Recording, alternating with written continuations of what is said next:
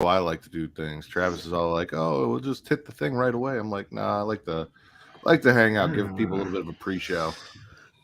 Yeah. Gotta It's- give it's- the people what they want." It's funny. That's what that's what y'all do, right? UTC, y'all talk for a couple minutes and then boom. Yeah, but we don't stream it though. We do Oh yeah, I a mean, but like pre-show like and nobody hears it. yeah, yeah. It's like lost footage. Right. You can't go in hot. That's what I remember TC said. You can't go in hot Yeah. right away. Yeah, no, not at all. Like you gotta just like get warmed up or something before Right. you jump into it.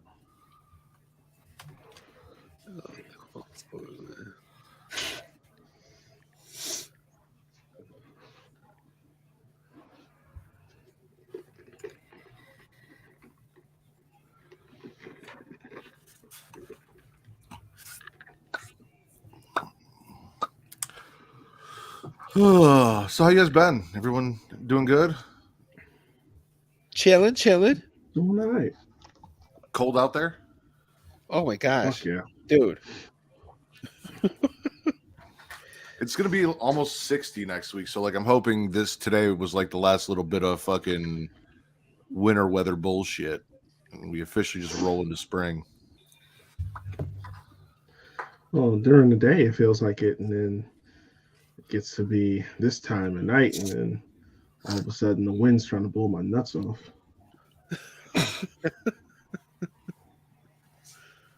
Is that a problem for you? Because generally anything trying to blow your nuts off should be okay. I mean, like the different kind of blowing. Oh, okay. Okay. Like the one you don't want. You know what I'm saying? Like Yeah, like Fair enough. where Fair enough. I'm concerned they may not stay attached to me. hold up, y'all watching Mandalorian, right? We're all caught up. No. I haven't started yet. Oh, you haven't started yet? Okay. Oh. I'm caught up. And I'm one How am episode I the one behind caught this up? weekend. Because Ooh. I haven't had a chance I told you what I did today. We didn't have a chance to sit down and watch the newest episode. Why not? Katie, Yeah, you are it's, on a lifelong mission to catch up on all things cinema, so I think it's apropos that you get a little bit caught up at some point. I hate you guys. At least you've seen Hooks, though. True. Oh my gosh. Hook, yeah, man. I love that movie. I mean the food scene. You know what I'm saying? Well, like whatever food that they're eating, like I want that. Yeah. You know, you're doing it, Peter. You're doing Yeah. it.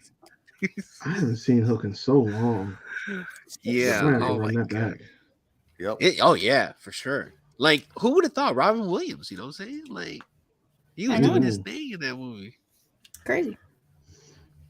All right, you guys ready to get started? That movie. Yeah. You good? All right. Here we go.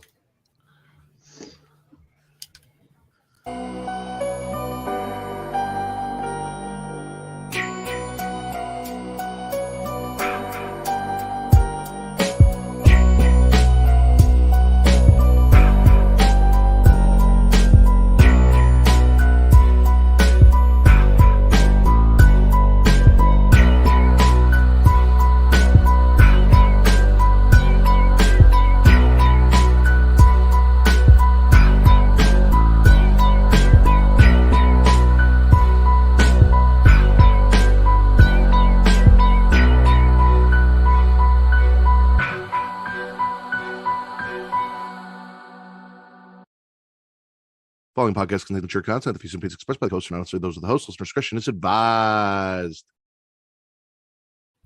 Welcome to the #1 horror podcast on Pornhub, Getting Off. I am your host, the patron saint of podcasting, the Warden Matt Ritter, and I am here with my core 4 this evening. She is the host of the She Lead Showcase, currently frozen on your screen, the shaman of She Lead, the sun through which you've seen through a revolving door in the mall, rookie of the year, host of a bunch of different podcasts and essentially a unwilling member of Creation World, Miss Katie Kinsey Bay. Hi, I don't know what the fuck is going on with my camera, and I'm mad, and it's Reek's fault. Fair enough. Speaking of which, back again for 2 episodes in a row. The man that really kind of brought this whole horror podcasting Core 4 group together to discuss all things horror, and then allowed me to, get a bomb-ass intro and do my own thing because he got really busy and had a girlfriend and didn't have time to do shit. Mr. Wreak Havoc. What's up? He's also from Young Kings Wrestling, the Havoc Hour, and another podcast soon to be debuting. Yeah. Oh, yeah. Another podcast pending.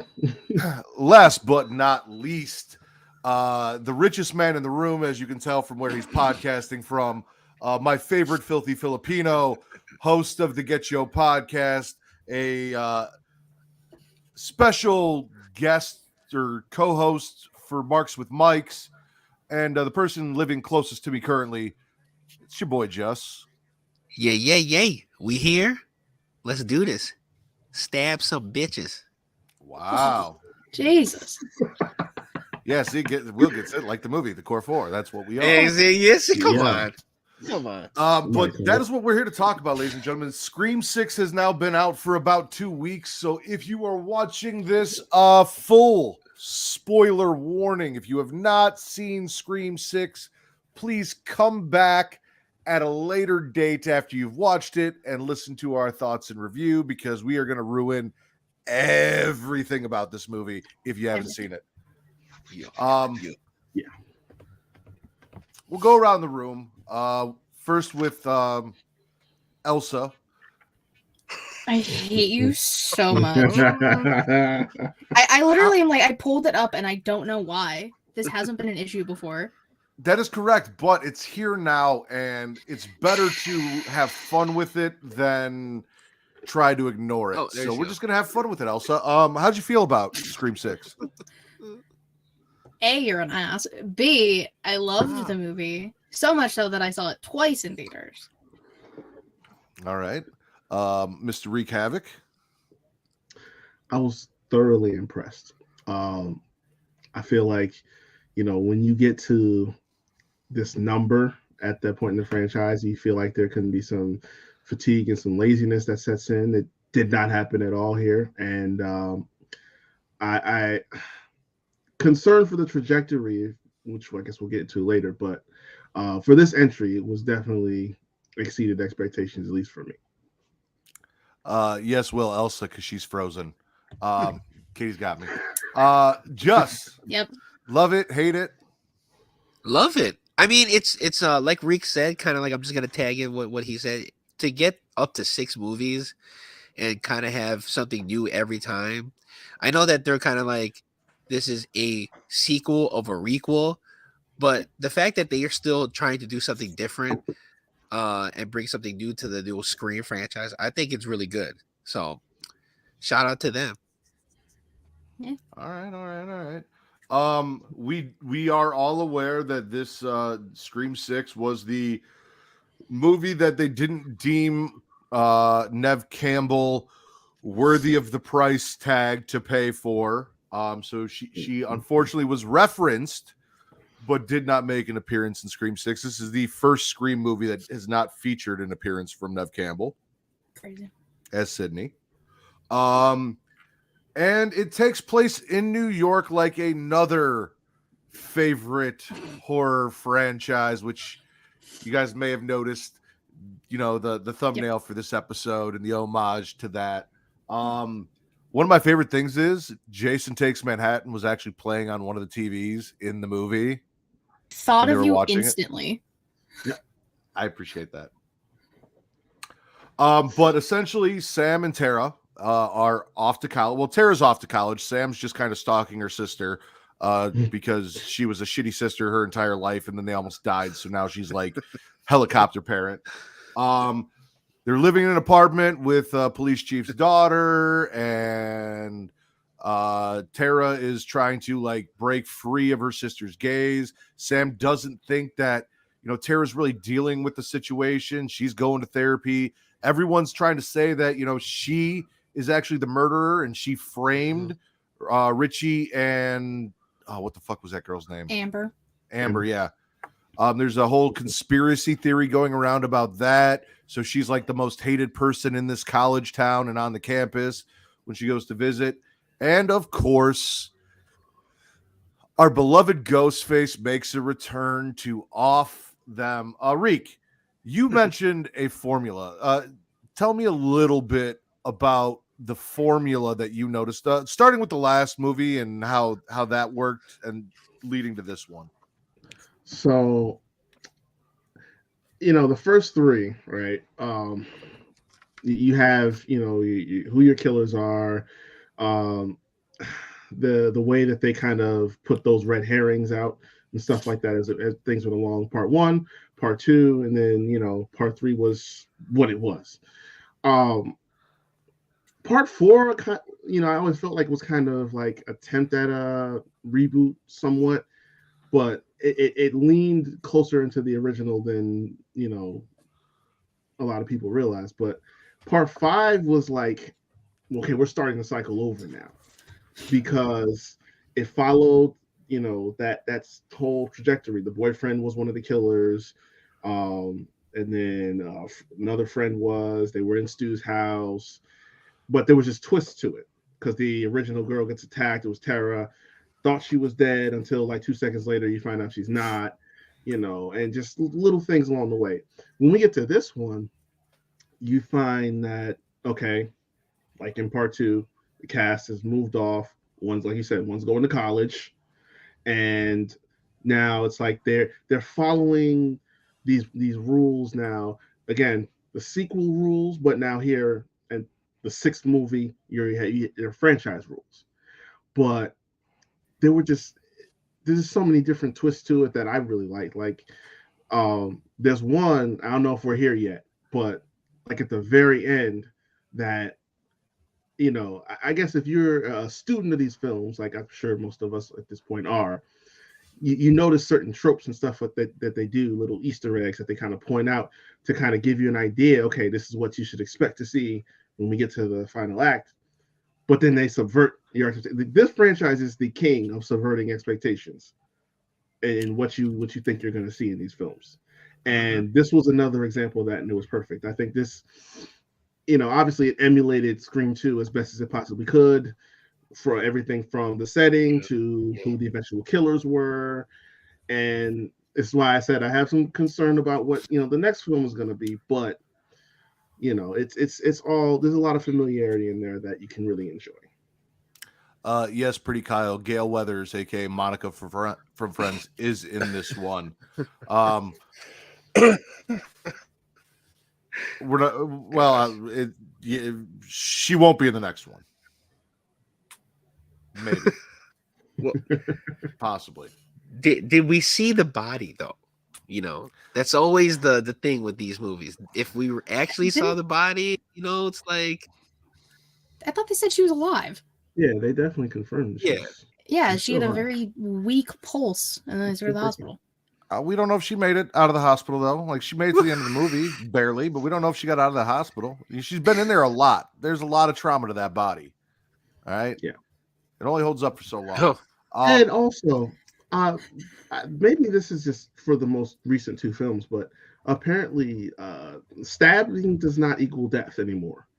Like, it doesn't matter how many times you get stabbed. Like it used to be, unless you were Dewey and you were the pincushion, you could get stabbed, maybe 3 times and you're done. This one, like, you get a whole fucking section to your body and you'll be good. You still, so for real. Reek said it.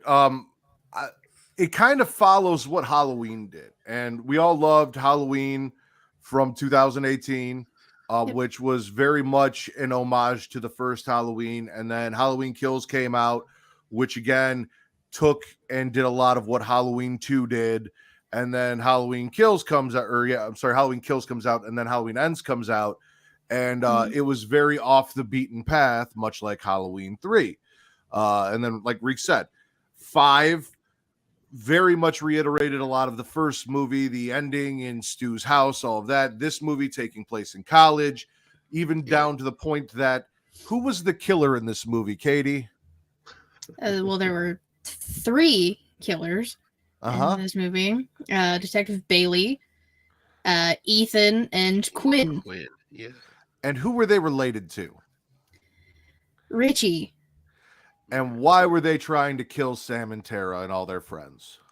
Because Sam killed Richie. Killed my baby. And in Scream 2, who was the killer? Killers. Billy's mother. Mom, yeah. That's the only one that matters. Mickey, the film student, I know. doesn't matter. And why was Mrs. Loomis trying to kill Sydney? Because Sydney killed Billy. And it's funny to me because it's the same, like, that was one of the logics that really bothered me in Scream 2 was like, your child murdered a shit ton of people and tried to kill this girl, and now you're trying to kill her because she defended herself again and didn't let herself get killed. But it works now because we're mimicking that flawed logic. So now we have a police chief who has 2 children who are related to the killer, and he's like going down the same psychotic rabbit hole of, I understand that my son was fucked up and tried to murder a bunch of people, but you killed him, so now I have to kill you. And the daughter who, listen, I called that the police chief was the killer. I looked at Kate and I said, it's going to be the police chief before the reveal, right? But I was wrong about one thing. She's like, it couldn't be the police chief because, you know, they killed his daughter. And I'm like, well, maybe he got sick of his daughter sleeping around with every fucking guy on campus. And that's why he killed her. Maybe that's going to be his reason. Sex positive. We are sex positive. He might not be. He's a villain, Katie. I know. But that's what I was saying. He's like, if it comes out that he's the killer, he might be like, oh, well, my daughter was a fucking whore and I got tired of all the blah, blah, blah. And that's why he murdered her. I was wrong about that. He didn't actually kill her. He faked her death, and then she was one of the 3 killers in this movie now, which was a nice little cool reveal. But she's also the one that started all the rumors about Sam being the killer to get everyone to turn against her and blah, blah, blah, blah, blah, and all that. So that was really cool as well. And then obviously Randy's niece constantly saying that Ethan is the killer and keeping her eye on him and being right about it. But you know something that was deeper than that? First off, I had the police chief too, only because of the fact that they made it clear that the killer was very tall. So you're limited to him, Sam's fuck buddy, boyfriend, whatever, and the son. But the thing was, like, the daughter threw me off because, like, I'm thinking, okay, she's dead, scratch her off the list. And the way they played that off in the end was perfect. But like I was saying before, if you pay attention, you're a student of these films, there's things that they do to let you know what's going on. Billy and Stu, what they were wearing that night, and then what Sydney's father was wearing, they mimicked that in part 4. Because the whole time you were thinking, like, okay, maybe Jill's boyfriend was the killer and that's why, whatever. Then you find out Jill, who was wearing the same striped shirt that Billy was wearing, she was one. The boyfriend was wearing that jacket and shirt that Sydney's father was wearing. He was the guy that was getting framed for it.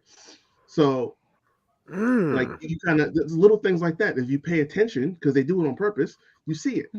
The son was wearing that jacket and shirt like Sydney's father. So, and that was in the last act when they got on the subway. So I'm looking at that now. I'm like, okay, wait a minute. They marked him safe. Like that. This was the twist that I wasn't ready for, because I'm like, okay, she's been calling him the killer the whole time. Like, okay, well, now they're making it obvious. It can't be him. And then now he's got on the attire. So he's marked safe. He's out of the zone. So it's the cop and somebody else. And it turns out it's him anyway. Like, oh, okay, I guess we're just misdirecting what the tropes are now. At any point, did any of you believe that Kirby was the killer? No. For a half second. Yeah, exactly. There's like that little part where I thought that she was like kind of in on it. But then after a while, as the movie goes on, I'm like, why would she be in on it though? You know? But it was only in that moment because again, I ruled out the son because he had the right shit on. So I'm like, okay, it's the cop and it's somebody else. And then because the obvious height difference, I'm like, okay, so that's gotta be if they're the only people in here with Kirby, it's gotta be Kirby. So it's like it kind of forced me into that thinking for just a moment. Katie, you knew the whole time, not Kirby. Yeah, my friend, like, because I went with my friends and they were like, it's the detective and Kirby. I was like, it's not going to be fucking Kirby. There's no way it's Kirby. I didn't know who the other one was, but I knew damn well it wasn't going to be Kirby. It would have, I thought it would have been a nice twist if one of the previous victims went crazy and was a killer. But I was fairly certain that Kirby was a curveball. Especially when we got to the theater and they're like, oh, it's Kirby, it's got to be Kirby. Yep. And then the cop called and I was like, no, it's that fucking cop. It's that fucking cop. Yeah. Like, also, we don't trust the popo around here, so nope. No, we do not. Just saying. Let's talk about the opening scene because they fucked me up right from the get-go. They had Flash Thompson out there revealing himself as the killer, and I'm like, this is what we're doing? We're just going to know that Flash is out here murdering fucking people in New York City on college kids. Like, is this a Spider-Man tie-in? Did he go crazy? Is he the Venom symbiote out here just fucking up teachers in alleyways? If they had actually done that and revealed the killer at the very beginning of the movie and then slowly let the motivations reveal themselves, I would have lost my mind. I was kind of hyped for that. Yeah, that would be cool. Yeah. That would have been crazy. Yeah. That was interesting. I also felt like it was like not a nod to, but probably like a nod to the very beginning of Scream 4 when they show those false beginnings. Because it's like the chick from Pretty Little Liars and the other one. Okay, that's not the beginning of this movie. And then you went to Kristen Bell and Anna Paquin on the couch. Yep. She stabs her. No, that's not the beginning of the movie either. It was like that last stab. It's like, okay, so there's no title card, so we're not done here. He just takes his mask off. Like, okay, all right. I guess we're just rolling with this. Whatever.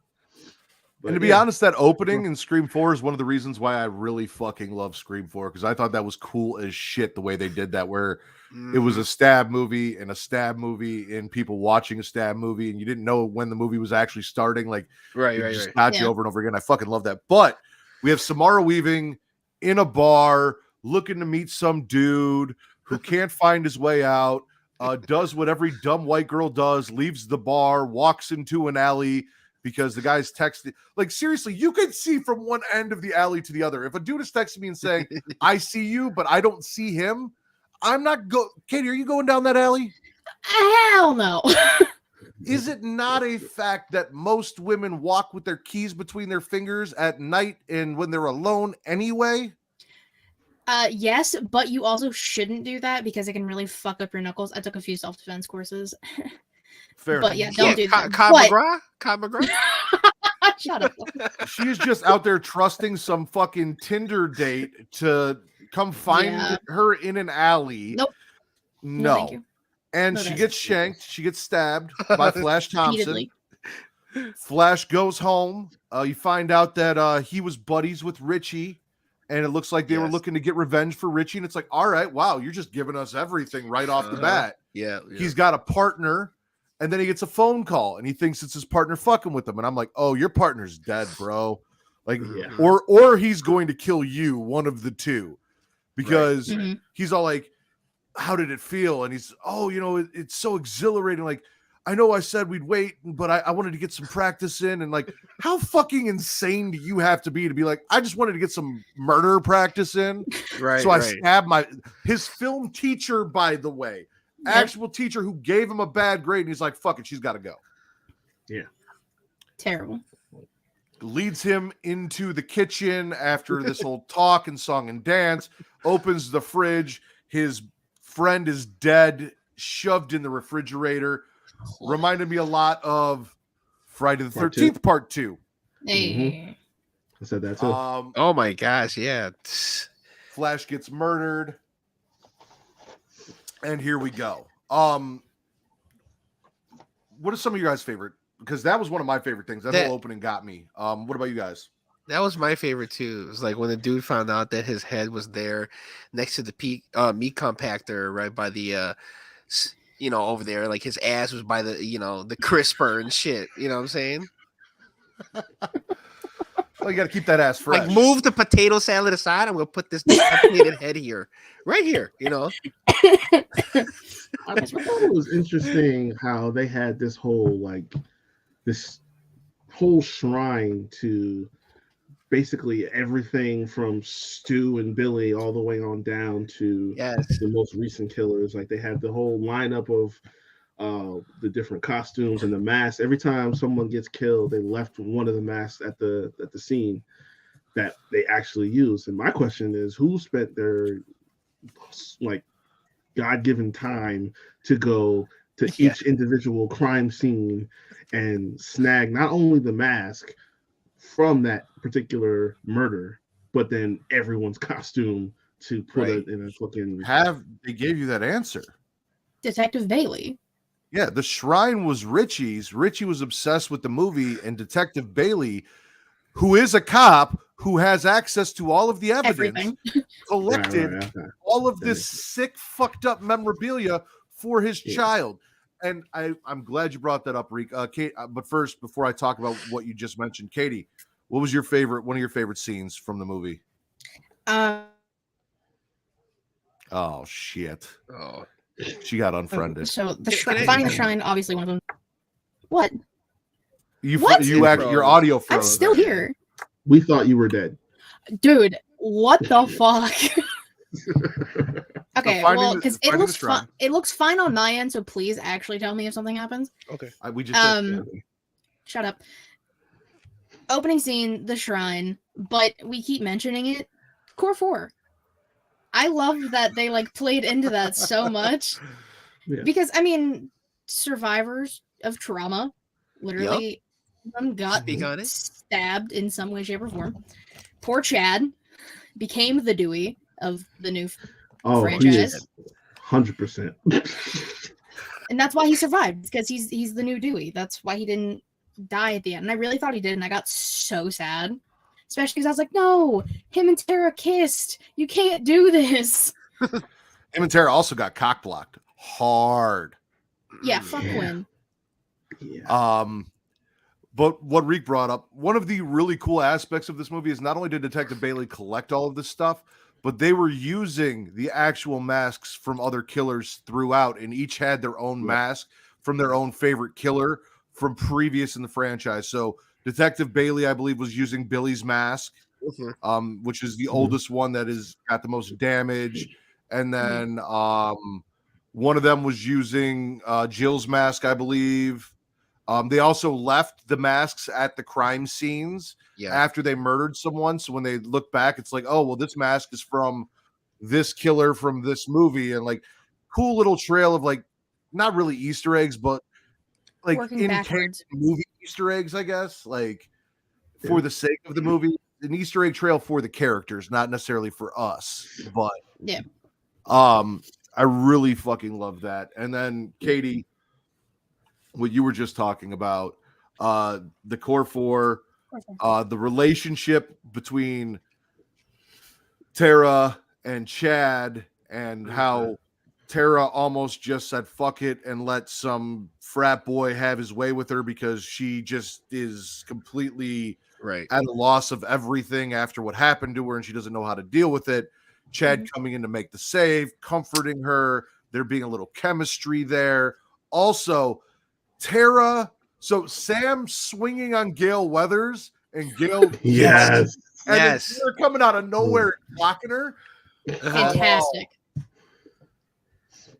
And that goes back to what Rick was saying too, how it's just similar to the second movie, because that's what happens in the second movie too. So, I fucking love that because, like you said, it's the whole Sydney punched Gale in the first movie and blah blah blah, and she's like, oh, if you've been doing this for as long as I have, you got to dodge it because Gail wrote another book after she said she wouldn't. And Gail said some things that she said she wouldn't.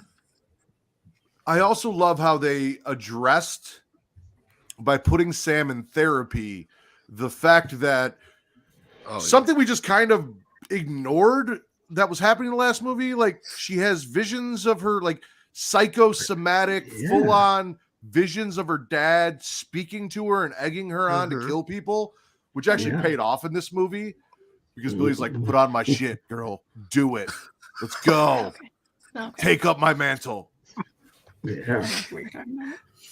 I wonder if what's her name? Noelle Foley goes through that with her dad being Mick Foley. You know? Jesus Christ. Just occasionally like walks by a glass cage. Yeah. And sees the Every time she walks by like, a balcony, you want to jump off of this? You want to, you know? Bro. You know what's sad though? Because of who Mick really is, it'd probably be more like him coaxing her into dressing up like Santa than anything else. Put on the hat, decorate the tree. Wholesome take, okay.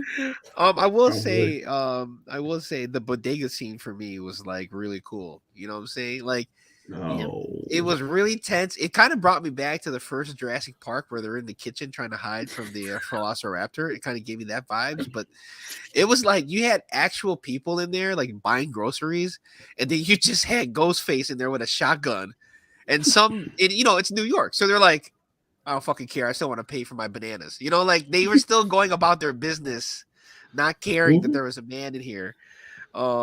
But yeah, it was Ghostface definitely... walks in and dude's like, hey, there's a line, bro. I gotta get my cigarettes and my fucking 40. I'm trying to get out of here. There's a party to go to. And then Ghostface just stabs him. Right. Yep. And I like how every time he shot something, like it was like a Michael Bay movie where like the baking powder would just explode as if it was like dynamite. You know what I'm saying? It was dope. He came in there, sawed off shotgun, hand on the pump, left hand on the 40. He didn't come in with the sawed-off shotgun. He murdered the storekeeper who had the sawed-off shotgun. Yes, and again, one of the first times we have seen a Scream killer use a gun to try to murder someone. Yeah. Yep. That's true. 2 people. And he looked badass with that shotgun. I'm not going to lie. Like, part of me is kind of like going forward, fuck the knife. Like, just rock a sawed off, walk around. For real. You know what really got me? Wow, I thought we lost Gail, but it was the fact that as he's talking to her on the phone, it's like he was justifying why it was going to happen, because it's like, oh yeah, you've made your bones off of all this bloodshed that's happened over decades. You keep writing your books and all this other stuff when people are literally getting killed around you. And now look at you. I mean, even, your ex-husband, your best friend is dead. And even still, you're just having your way about just writing shit. And you got a new boyfriend, everything like that. Like you just living life luxuriously off of all of this. Truth. The one issue that I had with this movie is that scene right there, because at the end it is Quinn who says she was the one that stabbed Gail, which means Quinn is the one that beat up Gail's big black boyfriend and threw him through a bookcase. That's what Quinn says. It's crazy. Ain't no way. And that's what I was saying. I'm like, and she looked crazy from the jump, but she ain't that crazy. I'm sorry. She's not an MMA fighter. Like, there's no fucking way. I thought it was because the ghost face that looked for that scene was a little bit taller, right? Quinn's like that too. I thought it was the cop, honestly. Right, that's what I thought it was too. But they were with the cop when they got the GPS location of the phone call. Yeah. It would have had to be Ethan. Okay. Ethan or Quinn, and Quinn said it was her. No, I know. There's no way. And I thought about that as we were walking out, and I talked to Kate about that. I was like, that little girl did not beat that man up and throw him through a fucking bookcase. There ain't no way. Unless she was taking steroids. It's a Scream movie. It is what it is. Listen, from my understanding of Quinn, she gets a lot of exercise. She might be way stronger than I think she is, especially in the legs. All right. I mean, back shots do pump up, like squat. I mean, yeah. I mean, the way she was balancing on the ladder too looked like it hurt. So I mean, that would hurt a normal person. Like, I'm just saying that dude was in shape, so it ain't no way that this little girl was handling him like that. Not that way. No, I'm not buying it. I mean, but when you go back and look at it, like whoever the ghost face was struggling. Yeah. Yeah, when you go back, he might. I'm guessing that he probably got stabbed, like in the midst of trying to get off. Trying to get off each other. The funniest part of that scene, though. The funniest part of that scene was when she's on the phone and she's like, "Can you hold for a second?" Yeah. The door. He's like, "Hello? Yeah, this is for you." Yep. Okay. Let's talk about because somebody brought up the ladder scene, right? It was Justin. Yeah. Let's talk about the ladder scene because we saw a little bit of it in the trailer that they dropped, but again, hot neighbor dude across the street. I love him. That Sam has been fucking and not telling anyone about, but everyone knew she was fucking. Is watching. He looks over into Quinn's room, sees Ghostface murder her, is trying to get everyone's attention, is calling Sam, say Ghostface is in your house, blah, blah, blah, blah, blah. We believe Quinn gets murdered. Ghostface is on the loose. They run. They end up getting split up. They lock themselves in the room. They get, the ladder. He's got it, which, again, at that point, I'm like, I don't trust this dude. How did he just have a ladder in his apartment that reached across, ready to go? This is a trap. A little suspicious. Very. Yeah. But they get across the ladder, and unfortunately, Mindy's girlfriend has been stabbed. And of course, she's like, I'll stay, as Ghostface is trying to break into the bedroom. She can't make it across the ladder, and he doesn't even grab her, pull her back, or anything. He wants the full effect, the full splat. So he shakes the ladder and shakes the ladder and shakes the ladder until he throws her off, and she falls 4 or 5 stories down to her death. That was a really cool kill. Off the dumpster, goddamn. But yeah, that smack off the edge of it. Eesh. But my thing is, as she's climbing on the ladder, my first thought was, how are her guts not spilling out? Because I swear, honestly, my dude stabbed her and started doing the zipper all the way up. I'm like, okay, her shit's got to be spilling out right now. You do not want her crawling across the ladder. This is not a good idea. Eesh. Who else got off? We talked about the teacher. We talked about Mindy's girlfriend, whose name is escaping me at this point. Annika. Yes. Yeah. Kirby almost, right? Kirby got stabbed in the same place that she got stabbed in the 4th movie. Yeah. Dude, fuck that therapist. All right. That was so fucked up.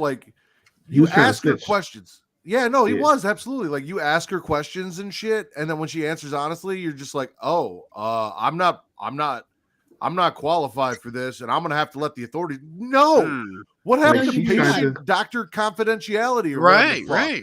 She tried to keep you safe. I don't want to talk about it, and you kept pushing. So you're gonna be mad about what you found out because you wanted to keep pushing.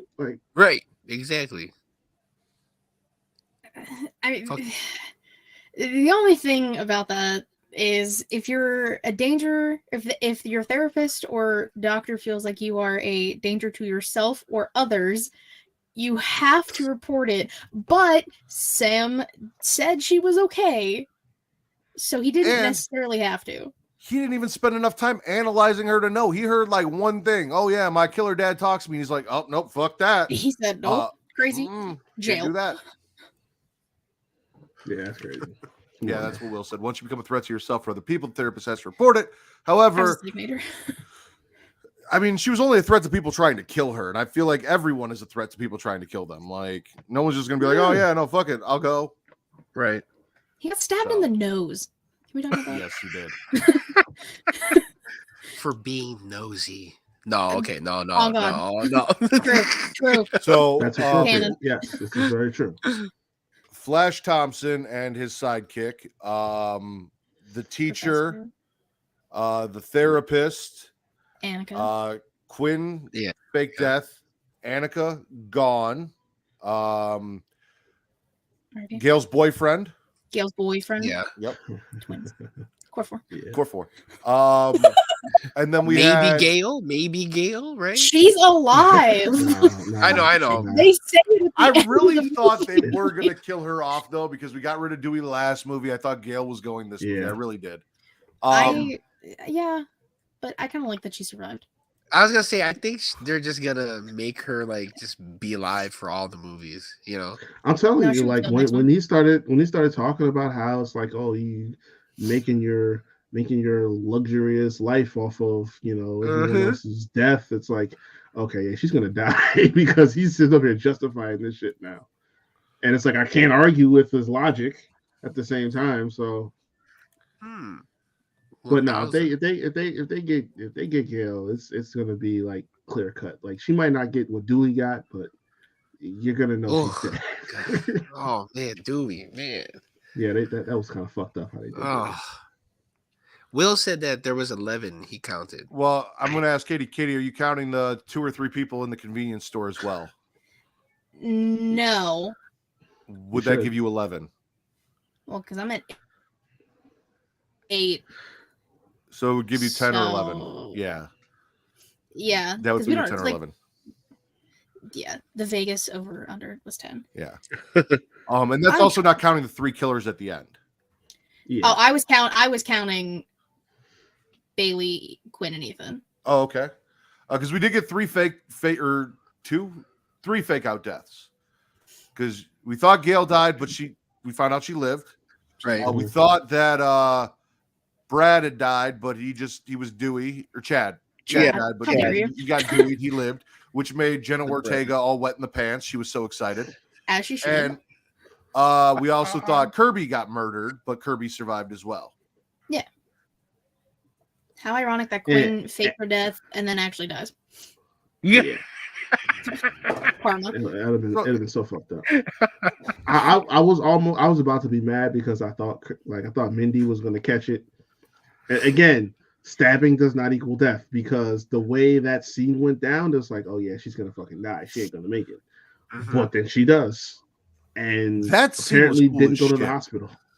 It was cool. It was a cool scene. That scene was awesome. I just didn't want to see that be because Mindy is essentially this trilogy's Randy. Right. You know what happens to Randy, which they kind of recreated that scene without a death scene. So I'm like, oh shit, that's not good. She got separated from them. That's not good. And now it's like, okay, one of them is on this train. So she's fucked. There it is. Let's talk about that. What did she do? So the last movie was a requel. What was it that she dubbed this go round for them?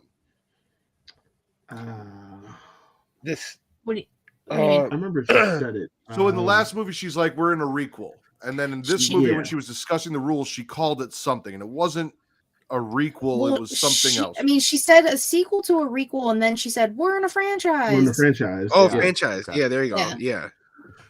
But they're in the van. They're waiting for the call, and they're talking about it. And Mindy goes, this is exactly how my uncle died. Yeah. And then Kirby just looks at her like, oh, yeah. Because Kirby wouldn't know. Like, Kirby is a fan of horror movies and everything, and I don't know if they did how far into Stab 2 they got or everything like that. I would assume at least Stab 2 followed, the second movie, so Kirby should know. But you also don't know how close they follow everything when they do it. Poetic license and all of those things in movies. But she wasn't there. She was 2 movies later. Like, she wasn't around for that. Right. So also, Mindy never gets to hear the monologue. Let her hear the monologue next movie, please. Did I miss it again? Damn it. Her and Chad are fucking amazing. No, they're great. Who else? Okay, Katie, so you've watched it twice. Yes, sir. Take us through the murder of the killers, how the 3 killers died. Okay. Fuck. I should have prepared. So Quinn gets shot in the head by Sam, which was beautiful. Well, Ethan hold gets. Oh, okay. So Quinn and Sam are trying to escape, or Tara and Sam are trying to escape. Yep. Sam is holding Tara's hand, and the whole essence of this scene is all Tara wanted Sam to do was trust her to let her go and be her own person. And she says, just let me go. So she is going to fall down onto Ethan and handle Ethan. And once Sam finally says, you know what, you can handle yourself, and lets her sister go, grabs the gun, poof, right in the head. And the fucked up thing about it is Detective Bailey is trying to avenge his child and has to watch his other 2 children die in front of him. Yeah. Karma. He's a bad father. And mind you, before we even listen, Quinn took a beating because in that scene where they were like back to back trying to like figure out a way out, Tara had that brick and knocked damn near all of that teeth out. Yes. All right, so Tara gets dropped onto Ethan. Quinn gets shot in the head. Go ahead, Katie. Ethan gets stabbed in the mouth. Yeah. Yes, Matthew. Did Tara not get stabbed by Ethan first? Because she looks really fine. She and did. again, she did. Several times. times Like she got stabbed really good. But then at the end, when like she's running up to Chad and everything, like I think her arm was in a sling. I'm like, you didn't get stabbed in the arm? She got stabbed in the shoulder blade after Chad kiss. I thought it wasn't. But then when she falls on Ethan, she gets stabbed in the abdomen. Right. She got stabbed again. Stabbed does not equal death anymore. That's my point. Chad should be dead as dog shit. Like, but even as you said, he is the new Dewey, and we watched Dewey get fucked up. Yeah. Of course. So Dewey, it's okay. Dewey between 1 and 2 got fucked up so bad in the back. He had like nerve issues. In the third movie because of the way he was walking with the whip. Yeah. Fuck him up. I need them to do that with Chad in the next movie, by the way. Stop. No. They might. Have him take pills and all that. He's got to take Viagra because he can't feel anything from the waist down, but he really wants to make things work with Tara. Yay. Realism. I need it. All right. Ethan gets killed by Tara. Quinn gets killed by Sam. The face, and then Detective Bailey gets stabbed. I was like kind of counting the second time. It was wait. You have to mention the line that she said. She said you're gonna die a virgin.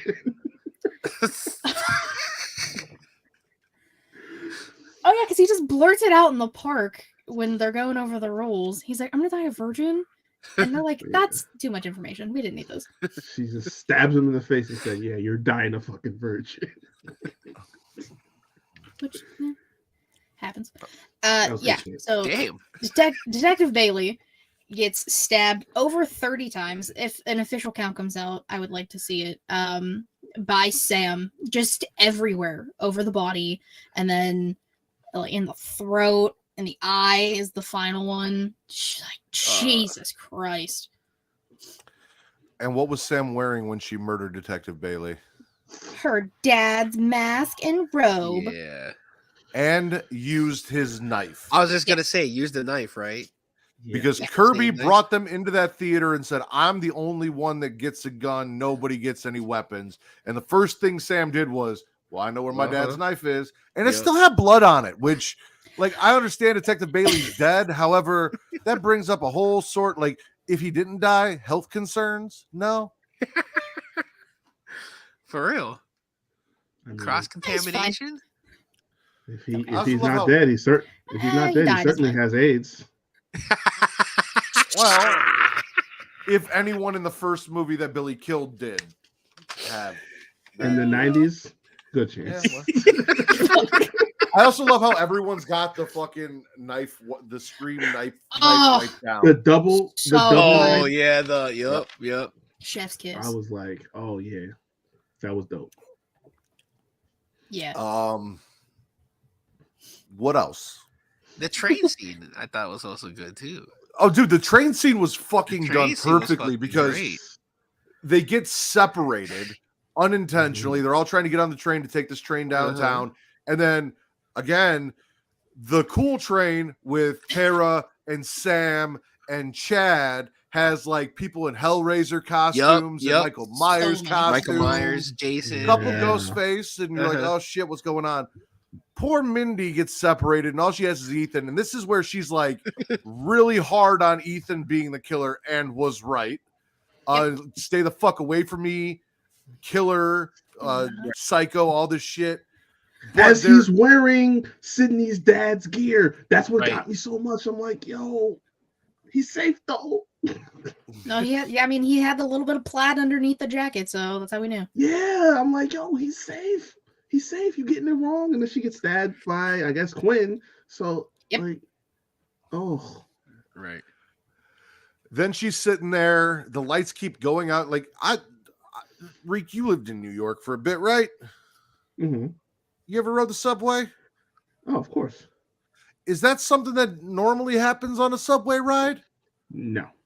Okay. That's an exaggeration to the high. Like, they might flicker on occasion when you go under tunnels, but not to that degree at all. That was definitely some just, we're in a scary movie. Let's push the boundaries a little bit. Right. Because Mindy's in the train. She's looking around. She's separated from everybody. Her texts are kind of sort of going through, but a little delayed and all that. And she sees a ghost face. And there's one ghost face who's just sitting down looking at the floor. And as she backs herself into a corner, which was a terrible fucking idea, and the lights go out and come back on, that ghost face is looking at her. And then the lights go out and come back on, and he's standing up. And the lights go out and come back on, and he's slowly moving. And then Ghostface disappears. Yep.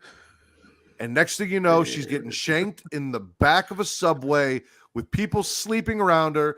And like Ghostface even did like the kind courtesy, like, you know, when you're trying to have sex, but you don't want anyone to hear your girlfriend or yourself, in Katie's case. Well, I guess in Katie's case, it could be both. Scream or make noise. So you just put your hand over their mouth, be like, shh, quiet now. As you know, you're getting in the guts. Same thing here. Getting in the guts, hush the mouth. No one needs to hear you scream.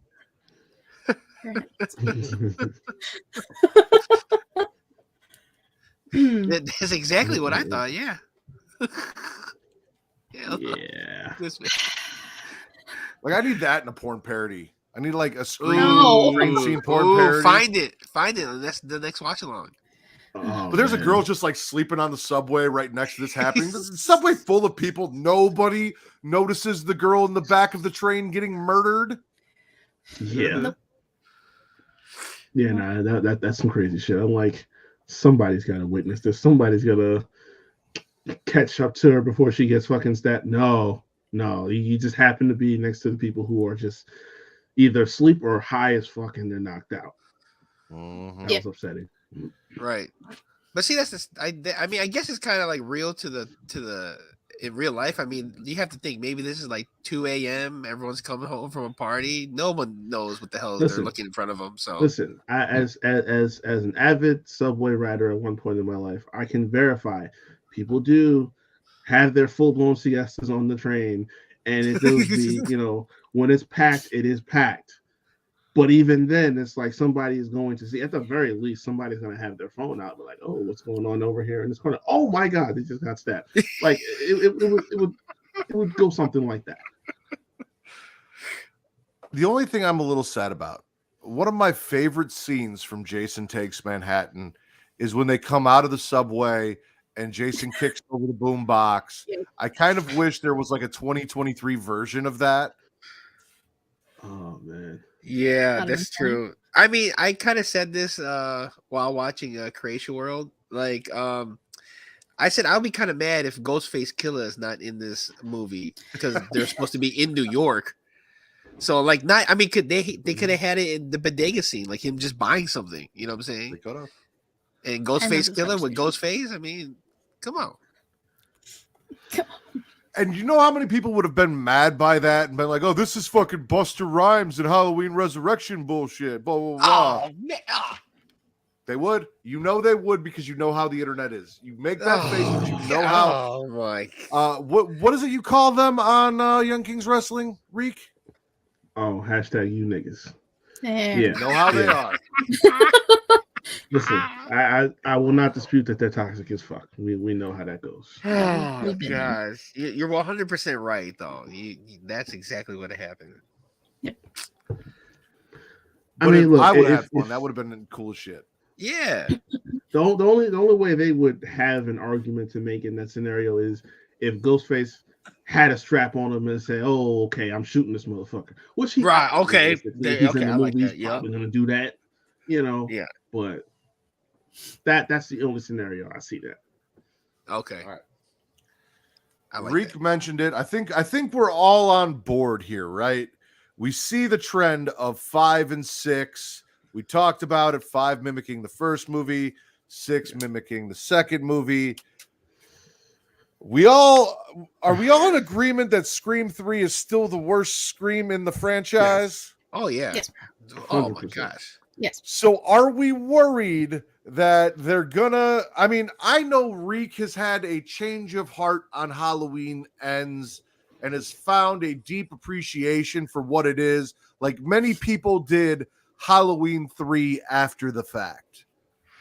I don't know if we're all there with Reek. I'm still a little on the fence. I did enjoy it, but I probably would have enjoyed it more if they had just done what I wanted them to do when I went into the movie, what I thought it was going to be. But are we worried about this trend for the next movie as good as the last two were? Because I don't know if you guys agree with me, but I maintain that, and I said this, like, I know everyone's like OG Scream is their favorite, and I get that. Oh, yeah. Scream 4 has been my favorite. I fucking love that movie. It's Scream 4 is 1A, the original Scream is 1B for me. But 6 made 5 so much better, in my opinion. Yeah. Yeah. Are we worried about Scream 7? Deeply. Very deeply. Well, actually, I'll say this. If we can keep the producers and the writers together, then I won't be worried. If not, then I'm gonna be a little, because what happened was they needed for Scream 3, they had a whole different writer who penned this whole story, and that's how you got what we got. As long as everything stays behind the scenes is intact, I think we'll be okay. If not, if there are any major changes with the writing or producing, then I'm gonna be looking at this very closely and have cause for concern. Because, look, Scream 3 is not the worst movie I've seen in terms of horror, but it made the trilogy up to that point feel like a parody, because I it's one of those, like, I understand the direction, I still don't care for it, because it's like, okay, you made a movie. The commentary was about slashers in the first movie. The second movie is the commentary on sequels, and so 3 obviously is about making a horror movie. Cool, fine, but the story, it was less of a horror and more of a comedy. The killer reveal was shitty. It made the whole first movie feel like it was just puppets on a string. It was stupid. It was stupid. I don't want any more of that coming along as we go into this next. Because again, like you said, 5 was great. 6 makes it look even better, and this movie was great. I need that to have a good ending to it, if that's the ending where we're going to draw the line with this. And you got to bring Sydney back to it. And Sydney is supposed to be back. So I remember after all of the outrage that Sydney was not going to be in 6 and they weren't going to pay her because they didn't think she was worth it. There were reports that they were going to pay her and bring her back for 7. So we knew before this movie came out and how it ended and everything and the pattern that there was going to be a 7. That was already decided. Katie, are you worried about 7? A little bit. Just a little. I mean, if they bring back Sydney, good, as they should. like Reek said, if they can keep everything together behind the scenes, yes. I'm gonna be optimistic about it. Juss? You know what? I'm like not that worried. I mean, in this movie they paid homages to the original movies and stuff, but it was still its own thing. So for me, as long as like what Reek said, to keep the same writers, directors, the same team moving forward, I think Scream 7 will fall in line with 5 and 6. So I'm not really worried about it at all. No. Okay. I mean, because I like just thought of, if I was gonna be bad, like they were able to make a successful movie without Neve Campbell, so now they're gonna have her in 7. It's just gonna be as good. So okay. I thought about two things while this was going on. Based off what? Well, one, I'm gonna go first to give you guys some time. So I'll mention it now, then I'll talk about the other thing, and then we'll get back into give you guys some time. If we go the route that we have seen for Scream 7, where this is in some way, shape, or form going to mimic Scream 3. And based on the similarities in the killers that we saw in Scream 5 to 1 and 6 to 2, and who the killer in Scream 3 is,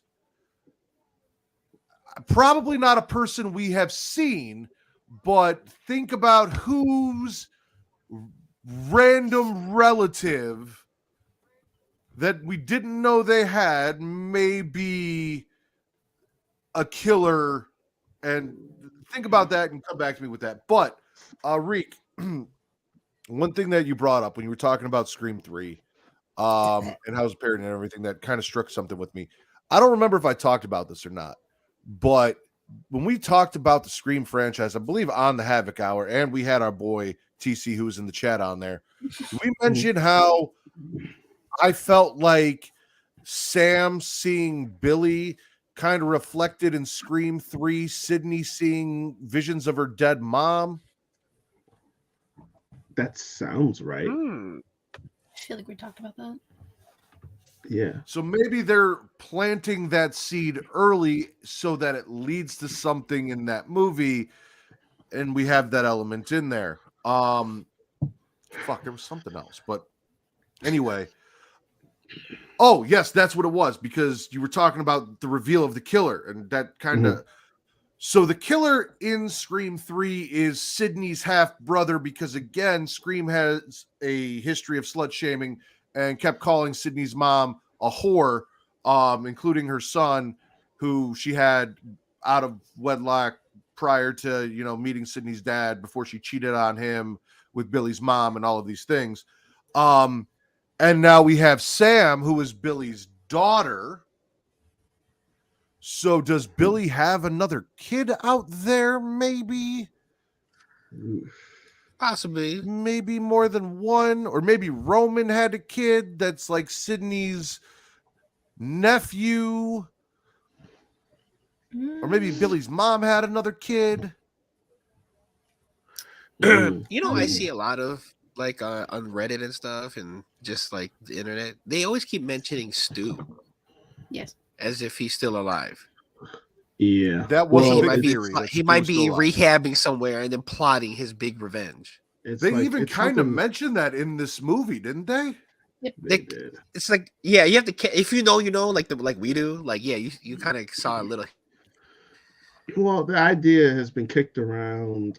Honestly, it was something that was thought about for Scream 3, that Billy would be, not Billy, Stu would be, he'd be alive, but he'd be in jail, and he would have recruited some kids in high school to go after Sydney. But, they changed so much because of the Columbine situation that this is like, okay, no violence with teenagers or anything like that. I could see that. Honestly, to me, I think the biggest twist that you could have in these, in terms of who a killer could be, and I said this going back to the original trilogy, is make the main character do it. You're already like basically leading her down the dark path like she's Darth Vader or something. Like she hacked up Richie like he was fucking barbecue, like. And Detective this Bailey. movie, yeah, Right, exactly. It's right. like this movie was all about her. Like, okay, she's struggling with those visions and demons in her head. She goes to therapy. Therapy doesn't work, and she literally puts on his costume and just hacks him the fuck up. You said what, 30 times? And Roughly. Tara pulls Right. up to her like, "Yo, what's up with you?" Like when she was looking at the glass case, she's like, "What are you doing?" Like the biggest twist that you could pull is like she finally just loses her shit. Like, listen, it's in my blood. My dad was a killer. I tried to fight it, but maybe it's just meant to be. I don't know. Technically, wasn't the main character the killer in Scream 4? That is true. Yeah. That is true. The niece, right? Jill. Erica, Jill was the new Sydney. Jill, and there you she go. was the killer. Yeah. Well, I think them playing into Sam. I forgot. Was she the niece or the cousin? Niece. Okay, I there thought she you was go. cousin. No, Sydney's mom's or Sydney was the sister of her mom. That was Sydney's sister, and because remember, she's like, nobody ever talks about my emotional scars. No, oh, Jill's mom was Sydney's mother's mom. Sister or mother's mom. No, mother's mom. Yeah, because she said it. She's like, her mom was my sister, and they were talking about scars and shit like that. I guess it is a cousin. So, yeah. So Sydney's mom and her mom were cousin, right? I think we okay. do niece because the age difference. Probably. Yeah, you could. But so what I was saying is they could just be leading us to think it's Sam in the next one. But did you see how Tara reacted when she killed Ethan and kind of pushed for Sam to kill Bailey? Could be Tara. That's a possibility. And she was more She extreme. She is the half sibling. The brick, Well, that's another thread, because it's like, okay, yeah, Sam has her whole thing, but Tara has her own stuff. Like basically, Sarah and Tam are both kind of Sydney, because like their whole relationship was estranged to begin with. Like Sam left because when she found out Billy was her father, she fell out with her mom, and Tara's been kind of left alone. Then she gets attacked by Ghostface, and now it's like, okay, I'm in the hospital, and you want to reveal all this shit to me now. Then they have to survive that whole ordeal. They go into this movie in part 6. She's in college, and like, you're hanging over me and won't let me live because of what happened, and you think I'm like I'm glass and I'm gonna break. And it's like they just get to that point where they, have an understanding, like, okay, you can let me go, you can let me live on my own, essentially. And the next step, if it goes forward and there's anything else that makes you say, you know what, I need to separate myself. Like I said, that scene was telling to me when she saw Sam looking in that glass case, like, yo, snap out of it, you good? Like, so that's another twist. I would love for both Sam and Tara to be the killers in the next movie. I really don't want them to, because they didn't. There were 2 killers in Scream 2. There were 3 killers in this. So then your opportunity is we can either do what Scream 3 did and do the 1 killer, or we can go up 1 more and we can go 4 killers. I have 2 options. Sam and Tara would be fun, but I also feel like at this point, I mean, we're talking about it. It's kind of predictable. That's where you go. What if Mindy and Chad are the killers? What if Mindy's whole thing is she's so mad that she missed the dialogue that she's got to deliver the dialogue herself? No. That's Sam does think it's Mindy at the end before Quinn unmasks. She's like, Mindy, and then it's Quinn. That's one of those things that, like I was saying before, if you pay real close attention and you follow this from start to finish, that actually is perfect. Because how long in the first movie were they teasing that Randy could be the killer? Sydney, when she got her first phone call, She thought Randy was on the phone.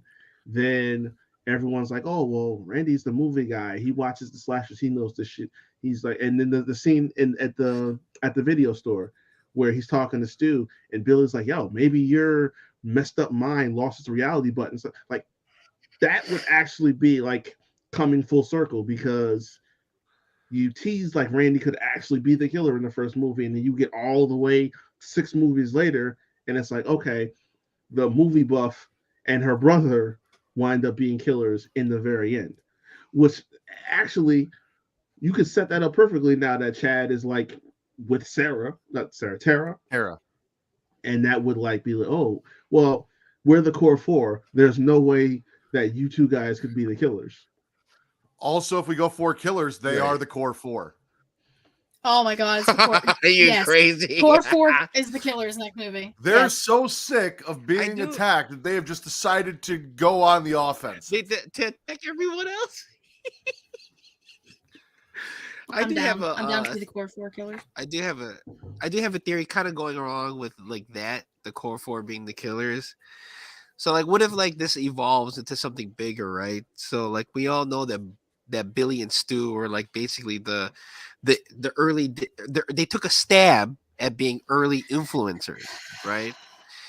And so like, people want to be as famous as them, right? Because now we're in this world of like, killing makes me famous. So like, what if other people decide to take on the Ghostface, brand, if you will? A bunch of other Ghostface start popping off, killing people. Then the core 4 is like, we have to stop that group of Ghostface, so we have to become Ghostface killers ourselves. And then they are trying to kill them all as Ghostface, and we just have a Ghostface war. Ghostface war. Whoa. Just a Ghostface force. We go with the original idea that Justin had, and we have one killer in Scream 7, and it's Ghostface Killer. Because he needed royalties for the name? He needed royalties for the name? I think people would leave when that happens. Straight up, could you imagine the monologue at the end? You're going through all this, you're trying to figure out who it is, and it just reveals himself to be Ghostface Killer. And he's like, I'm tired of you motherfuckers using my name as a premise for all of your bullshit. Oh my gosh. That would be hilarious. I'm gonna wearing Cuban links and all that. Clark's. A Ghostface wearing Clark's. I'm gonna throw out a random wild card, and only because it's one of those things that remains unsolved to this day. Oh, Katie's dead. Oh. Katie's dead, guys. Angelina from part 3. Ooh. If you watch any documentaries or behind the scenes stuff on part 3, she was originally one of the killers. It was her and Roman. And if you watch it, because I watched 3 very recently going into watching 6. If you watch that scene where Sydney caught her in the bathroom and she had the mask, the very next scene is where she goes into the set, the house on set, and somebody attacks her there. That motherfucker is wearing the same exact black boots that she was wearing just prior to it, and she went right out onto the stage just before her. So the working idea was that Jennifer was helping Roman with the killings all the way up until the party, until I guess she realized that he was cutting bait with her, and she decided to get out, and then he winds up killing her. But you could sit up there and kind of you just saw her getting dragged away. That easily, especially with all the other fake killings in the franchise, like that easily could have been just she ain't dead. We just pulled her off screen. Well, I don't know what you did, but your camera looks so much better. Yeah, holy shit. I don't know. I'm annoyed. We told everybody you were dead. So, well, Reek told everybody you were dead. What the fuck? That's so Reek's theory is possibly Angelina from Scream 3, the woman that was cast as Sydney, as a wild card killer. Now, coming off of that, if they do mimic in some way, shape, or form what we got in Scream 3, if they're making a movie about the original thing and they're trying to get it shut down or whatever, I don't know why Justin keeps turning his camera off, but whatever happens, maybe it's not specifically Angelina, but maybe the character that's cast to play Sam and or Tara in the movie ends up actually being the killer as opposed to the director, since that was the original goal and then they diverted from that. So that's something to keep an eye on too. If there is a movie or something being made and those characters get cast based off Gail's book or whatever.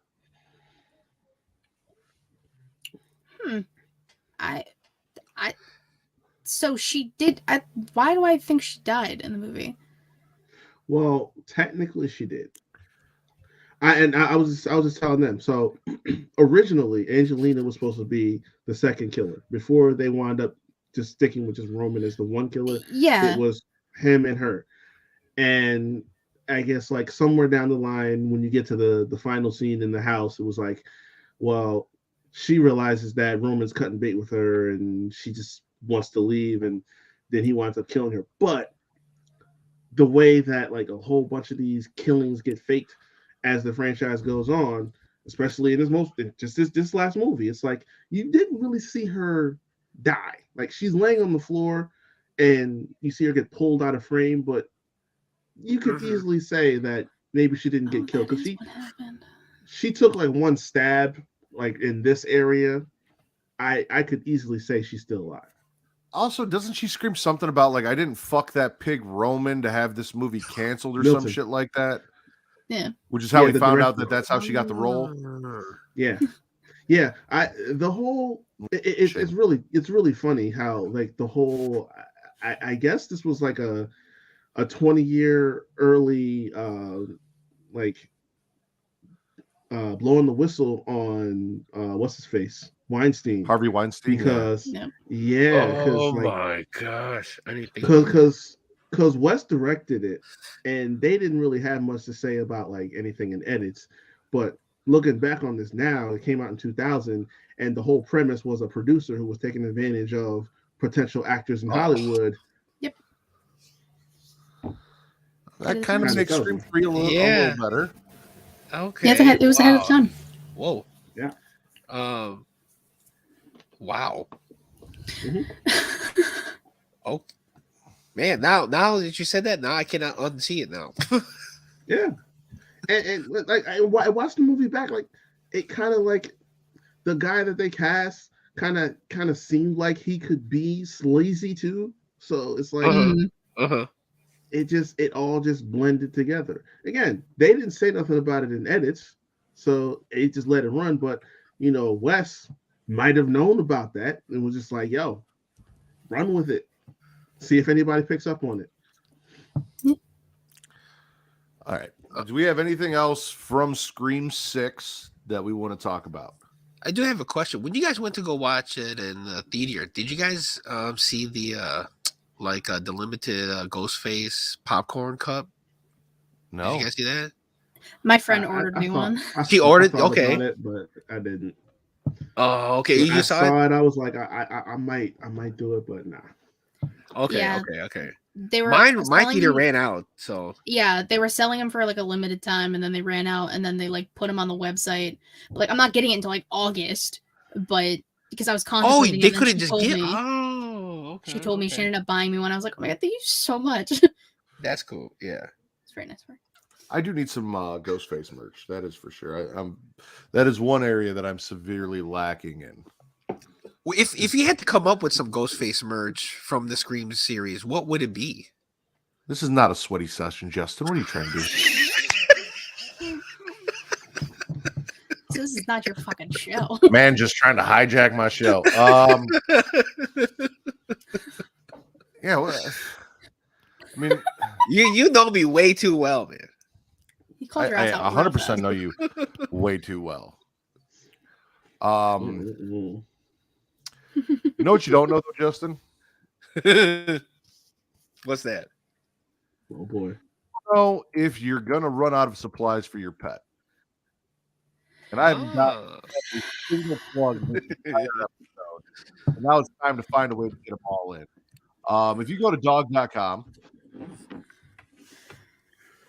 which is your online dog supply shopping and information destination, everything your dog needs from toys to treats and food is available, including collars and leashes. They even have outdoor gear and water safety gear for your furry friend. Also geared to help keep your furry friend alive if you are running from a ghost face killer. Go to dog.creationworld.com to receive up to 64% off your order today. That is dog.creationworld.com. I do have one more question though. Okay, yes. So like I know it's late, and I know like we all been kind of doing our thing. Like my energy is feeling like really low. Is there something that you could possibly help me with? There is actually, Justin. And if you were to go to Dubby.com, or more specifically, Dubby.creationworld.com, and use code Creatia, you would receive 10% off your order of Dubby, a clean energy drink that is made to give you focus with no crash, jitters, or angst like other energy drinks. They also have no maltodextrin fillers and don't use artificial dyes. Dubby also contains vitamins, amino acids, nootropic, and 150 milligrams of caffeine. The product is made in the USA in an FDA-inspected facility that strictly adheres to GMP manufacturing guidelines. Dubby has handpicked what they believe to be the 10 most critical ingredients for focus and concentration.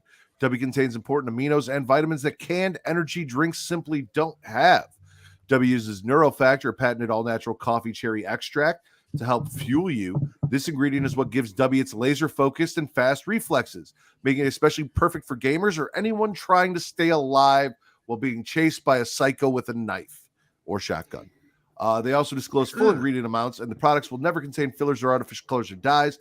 Dubby is also sugar-free, maltodextrin-free, and keto-friendly. So if you want to get all buff like Reek, Dubby will not ruin your diet as you're on your grind.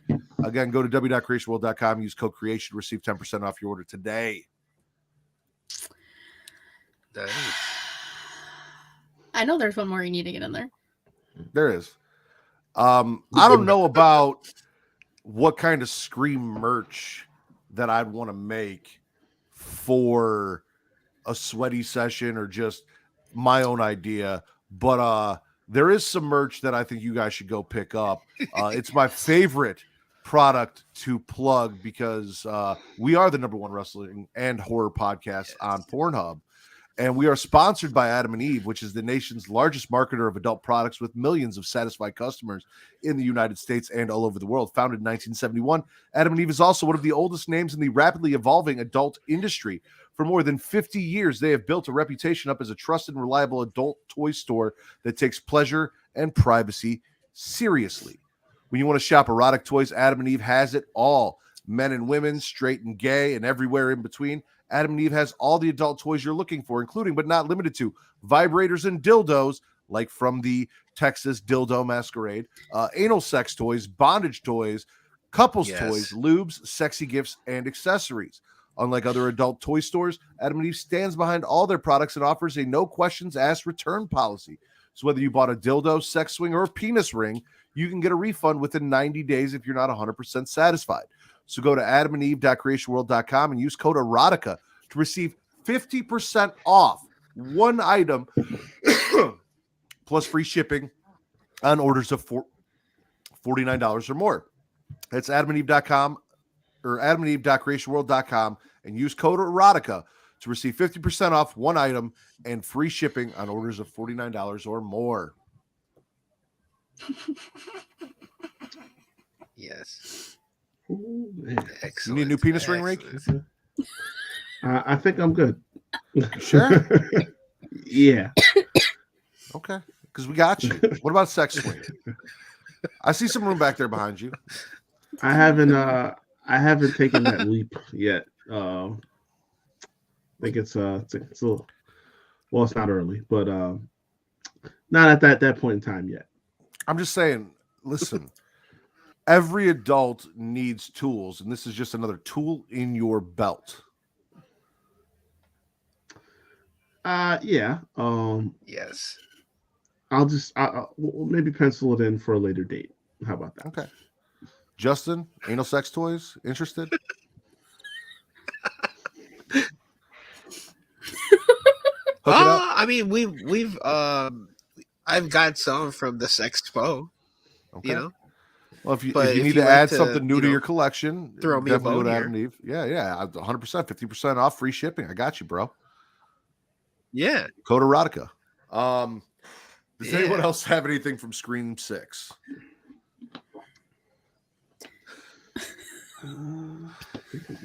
I think we covered everything. I mean, it was great. Billie Eilish. Somebody was dressed up as Billie Eilish in the Halloween scene. Oh yeah, because she had a song in the movie. Yeah, that wasn't Soundtrack Yeah, was she had good. a song in the movie. So shout out. Oh, guys, Yeah, brought that up. soundtrack was- Somebody. No, but no, somebody in that initial party scene at the college was dressed up like Wednesday Addams, and obviously Jenna is the star of the show Yeah. Wednesday. Yep. And it was like right in front of your face when you got into that scene. That was pretty dope. There's been a little controversy about Jenna's Wednesday, and the producer saying that she was difficult to work with and doesn't want to work with her anymore or something like that because she had she had some words to say about, you know, working on the scene and how she didn't feel like the writers wrote some shit that Wednesday would do and blah blah blah. There was a whole bunch of controversy over that. So I don't know if we're gonna see a Wednesday season 2, and if we do, if Jenna's coming back, or if they're just gonna bring Jenna back and get a new producer, director. I think it was a producer. I'm pretty sure she's gonna be something behind the scenes for the next season. Probably because they got rid of the guy talking shit. Probably, up, but you know damn well if this was a male actor talking all this shit, people would be like, "Oh no, it's fine." Fucking double standards. I agree. No, do we have any? Probably a little disconnect there too, because I didn't realize how young this girl was. She's like 21. Yeah, she's young. Can we talk about how Sam looked like a fine Raquel Gonzalez real quick? Because like Sam was not doing it for me in 5, but for whatever reason, this movie, I was like, I didn't know Raquel Gonzalez could be attractive, but now I do. I'm starting to feel like Braun Strowman here for a second. I don't know. I wouldn't say she looks like Raquel Gonzalez. I mean, I could see where you think that. Like, if you shrunk her down. But she has more of a toned back instead of Raquel's is like that's like a muscular back, you know? Well, yeah, because you softened her a little bit. Yep. It's Raquel Light. I like Raquel Light. Okay, Yeah, okay. I think I see what he's saying, like, but I will say towards the end of 5, it kind of it was kind of starting to do it for me. And now, you know, I guess ever since she caught her first body, she kind of just started blossoming. And by the time we get now to here to 6, it's just like full on display. And there's like attractive ass people in this movie. Yes. Yeah. She had to pretend like she wasn't ready to, you know, have interaction with people anymore, specifically men. Meanwhile, she's fucking the dude across the street. So who is also hot as fuck. It only makes sense. I don't know why, but I hate that fucking actor. No, you just hated him in She-Hulk. That's what he said. Yeah, because but I didn't like him in this as well. And I've seen him in other stuff. There's something about him that bothers me. Is it his face? No, it's his voice and the way he talks bugs the shit out of me. I'm just asking questions. Jason was a also doing it for me too. Jason was doing it for you? Yeah, the Flash. Spider-Man.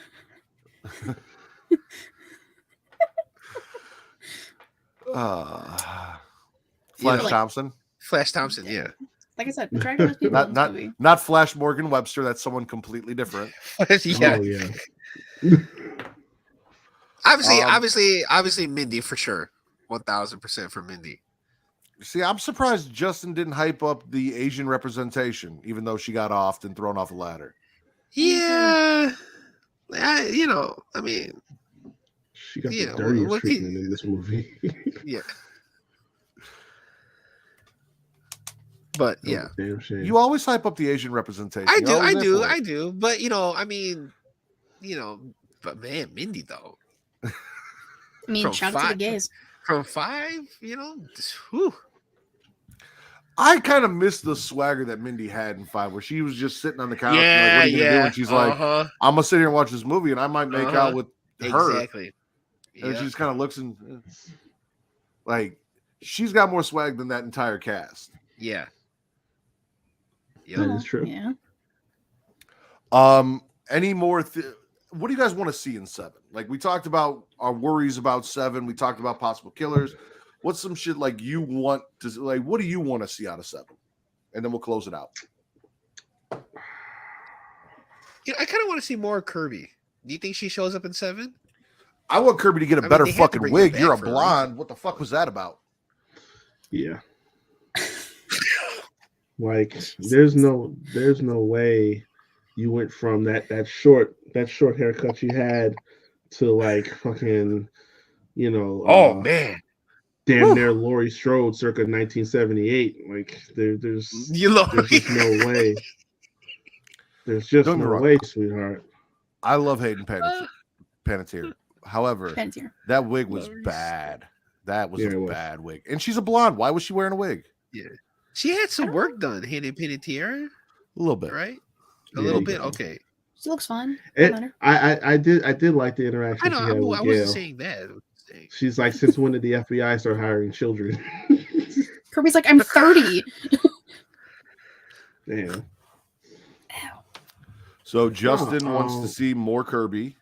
Yes. I want to see a better wig.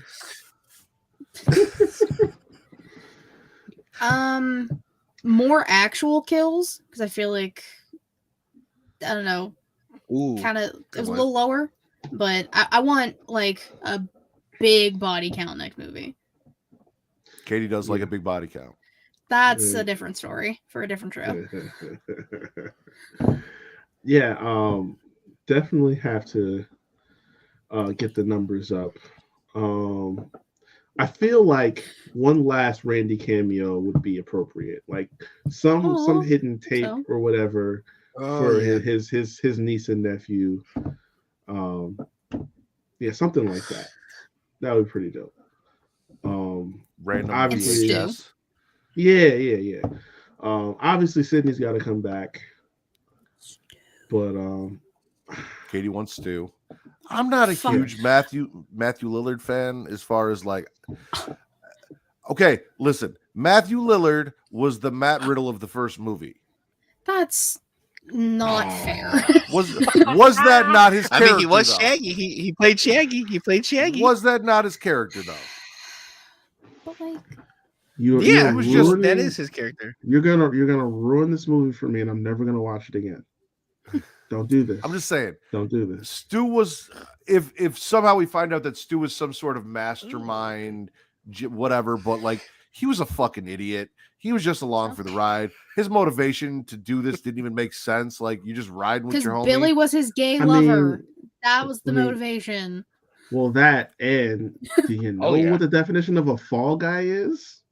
Oh, I absolutely know what a definition of a fall guy is. However, realistically, if that is part 7, Stu comes back to avenge Billy by trying to kill Nev Campbell because despite the fact that Billy wasn't gay, Billy convinced Stu that he was gay and Stu was in love with Billy the entire time. We'll ignore the fact that Stu was also porking what's her nuts? Who? Tatum. Tatum. The Dewey's sister. What? Dewey's sister, yeah. I don't know. I might be okay with that.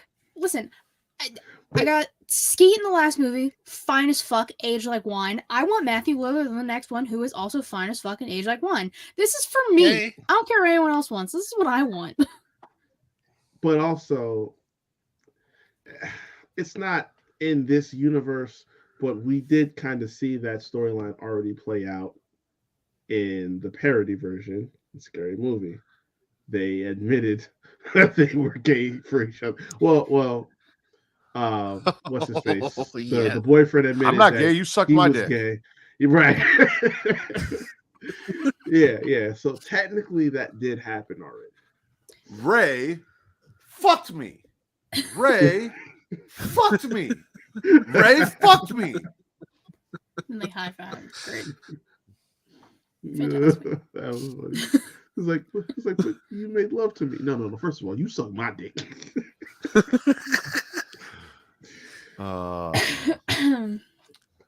So Katie wants Stu. Just wants Hayden Panettiere. I want a better wig. Yes. We need Sydney back. Does Gail have to go in 7? Finally. Yes. She should be the last kill of that movie. Like the last loose end, basically. We don't want any more books. We don't want anyone to know that this happened. Like this is like the end of the road here. And let her do it in a way that she can at least go out looking good. Like she saved Sydney from dying, because Sydney's got kids. Sydney's married. So she cannot die. So in order to protect Sydney from biting the bullet, or the knife rather, let Gail take it. Yeah, or bullet, I guess. What if we go the Dark Knight Rises route? What if Tara and Sam are the killers? Their goal is to kill Sydney and Gail to wrap everything up like you said and fake their own deaths so that all of this ends and nobody comes for them. And then they're drinking wine in Paris and fucking Alfred sees them. Michael fucking Caine. Yeah. Yeah, that's all he wants. Let's do that. I like that. No, the same music and everything. No, the same music and everything. Not Michael Caine. What Katie wants? Matthew Lillard. Oh, Stu. Even better. Fuck Michael Caine. Matthew Lillard. Yes. I'd be here for that. If there's an ending scene that sees them somewhere just enjoying a little brief lunch and they look over and Matthew Lillard gives them a nod, I'm gonna stand up and clap in that fucking theater. I'm literally calling that in the theater if it happens. Let me ask you this. Did any of you stick around for what they fucking called an end credits scene? Yep. The first time I did, the second time I was like, I'm leaving. I did, yes. You know how bad that pissed me the fuck off? Me too. Because I sat there, Kate's like, is there an end credit scene? And I'm like, I mean, the lights haven't come up, and Marvel has trained me to believe that if the lights don't come up, you stay. And I stayed that entire time for what, Katie? What was the end credit scene? It was just, so it was like from the park earlier in the movie, and it's Mindy being like, there doesn't have to be an end credit scene. And then right. So mad. I was pissed. I looked at my friends. I was like, "You should be fucking kidding me." I laughed my ass off. Like, I was disappointed, but I couldn't stop laughing at that. I mean, it was a good one, but god damn it. It was like was it the Guardians of the Galaxy 2 where they had Howard the Duck? Yeah. That was just like ordering drinks. That was like the same thing I felt. All right. Well, it reminded me of Deadpool, where he did the Ferris Bueller thing, where in the road and it was like, yeah, there's nothing else here. You can go. Oh yeah. Go away. We will go around the room in order of what I see on my screen. Justin, Katie, Reek, everyone plug your stuff. I will be back before you are done. All right. Well, if you enjoy this, you can find me in the Get Your Podcast on Twitter, Get Your Podcast on Instagram. You can find me there. You can find me on Marks and Mikes. Very good. And my next homie. Sorry, mine's long. I got time. Me? Okay. Y'all can find me at ReekHavoc24 on Instagram and on Twitter. You can find the near defunct Havoc Hour on all streaming platforms, Spotify, Google Podcasts, Anchor, YouTube for the video versions. All my people have been on the show. We'll talk sports and entertainment, TV, movies. You can find Young Kings Wrestling everywhere at YKWrestling.com, on Twitter at YK Wrestling, as well as Instagram, and the same deal. All streaming platforms, Spotify, Anchor, Google Podcasts, and we just kind of post clips on YouTube now, so it's not full episodes, but you can still listen to us. Yeah. I could tell, Matt. Of course, you can follow me on Twitter at KaterWrestling13. The link tree I'm about to go things She Lead Showcase, twitch.tv/She Lead Showcase, typically Thursday, 6 p.m. Eastern-ish. It's usually 6:15. Anchor, Spotify, Google Podcasts, Apple Podcasts if you want to listen, youtube.com/She Lead Showcase if you want to watch. She Lead Showcase is the brand and the weekly show me and my co-host Savannah do.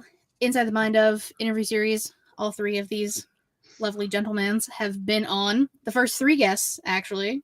These three. Core 4. Core 4. I'm making us shirts. We're all gonna get fucking shirts. Okay? Oh yeah. I'm down. Yes. Oh my god, everyone's happy. Just in time for 7. Oh. Perfect. We'll make it happen. Okay, cool. The fuck was I? Oh yeah. Inside the Mind of a new episode with Savannah will actually be out on Monday. Sorry, real quick. By the way, how's your back? Yep. Still hurts. Because you mentioned. Never mind. Continue. That's a post-show conversation. I know. That's why I stopped. Go ahead. Anyway. There's a bunch of other shit up on the channel, a vlog from SmackDown that I decided to post today because I had zero motivation. That's And awesome, thank you. I just do a lot of shit. I'm always on SmackDown with Matt. I won't be next week though, but I'll be in the chat. So. And as always, you can follow me on Twitter at Mattridder, at MATTRIDDER. Or if you're watching the show and you really enjoyed this conversation and you're like, hey, what's more thoughts that these guys have on horror movie stuff and where can I find all that stuff? Go to @GettingOff on Twitter only as well. I have a thread pinned to my homepage of everything that we have done horror movie related from the Havoc Hour through Getting Off. Every episode on YouTube is pinned in that tweet. So you can go watch all of our conversations and all of our discussions.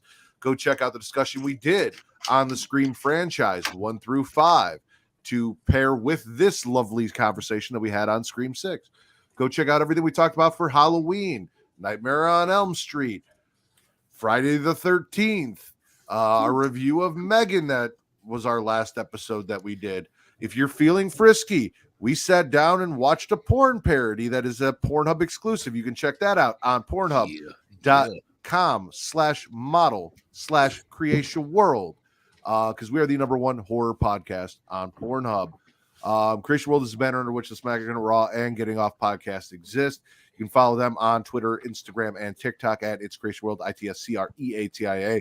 Go to creationworld.com, learn more about them. If you are joining us on twitch.tv/Creation World, thank you so much. If you are generous enough to throw us a subscription, we would appreciate it. And if you have an Amazon Prime account, you can throw us a free subscription by linking your Prime account to your Twitch account. You get 1 free subscription every month. We would very much appreciate it. We are banging out content left and right for you. This show roughly every 2 weeks, Smacking It Raw every week if you're a wrestling fan, and then Monday through Friday every week, the Creation Conversation with a random rotating cast of hosts, including this Monday, Travis and Miss Katie Kinsey Bay at noon, talking all that nerd-ish.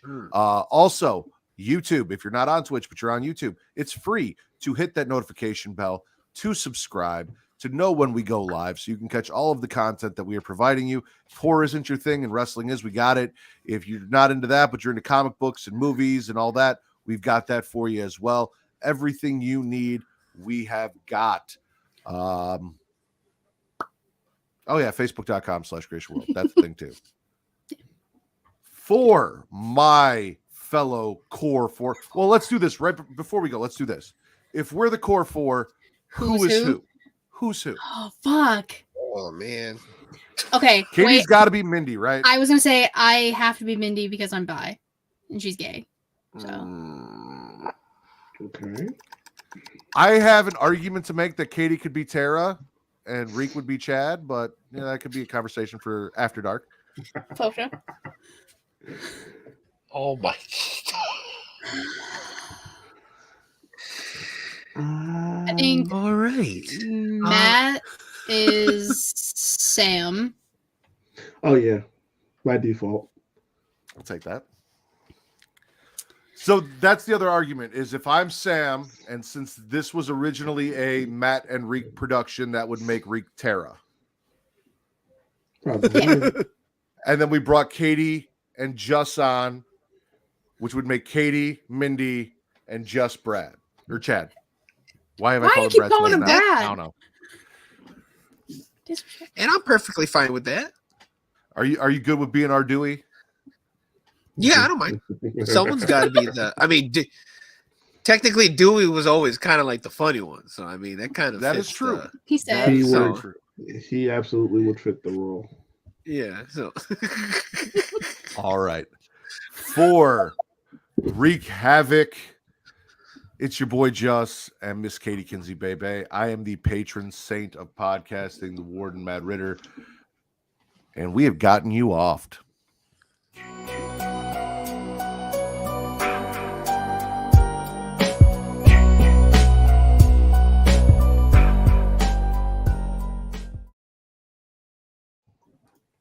It's a good thing y'all don't see me. We don't see each other when that plays because I be jamming the fuck out when that shit plays. Me too, dude. I love it so much.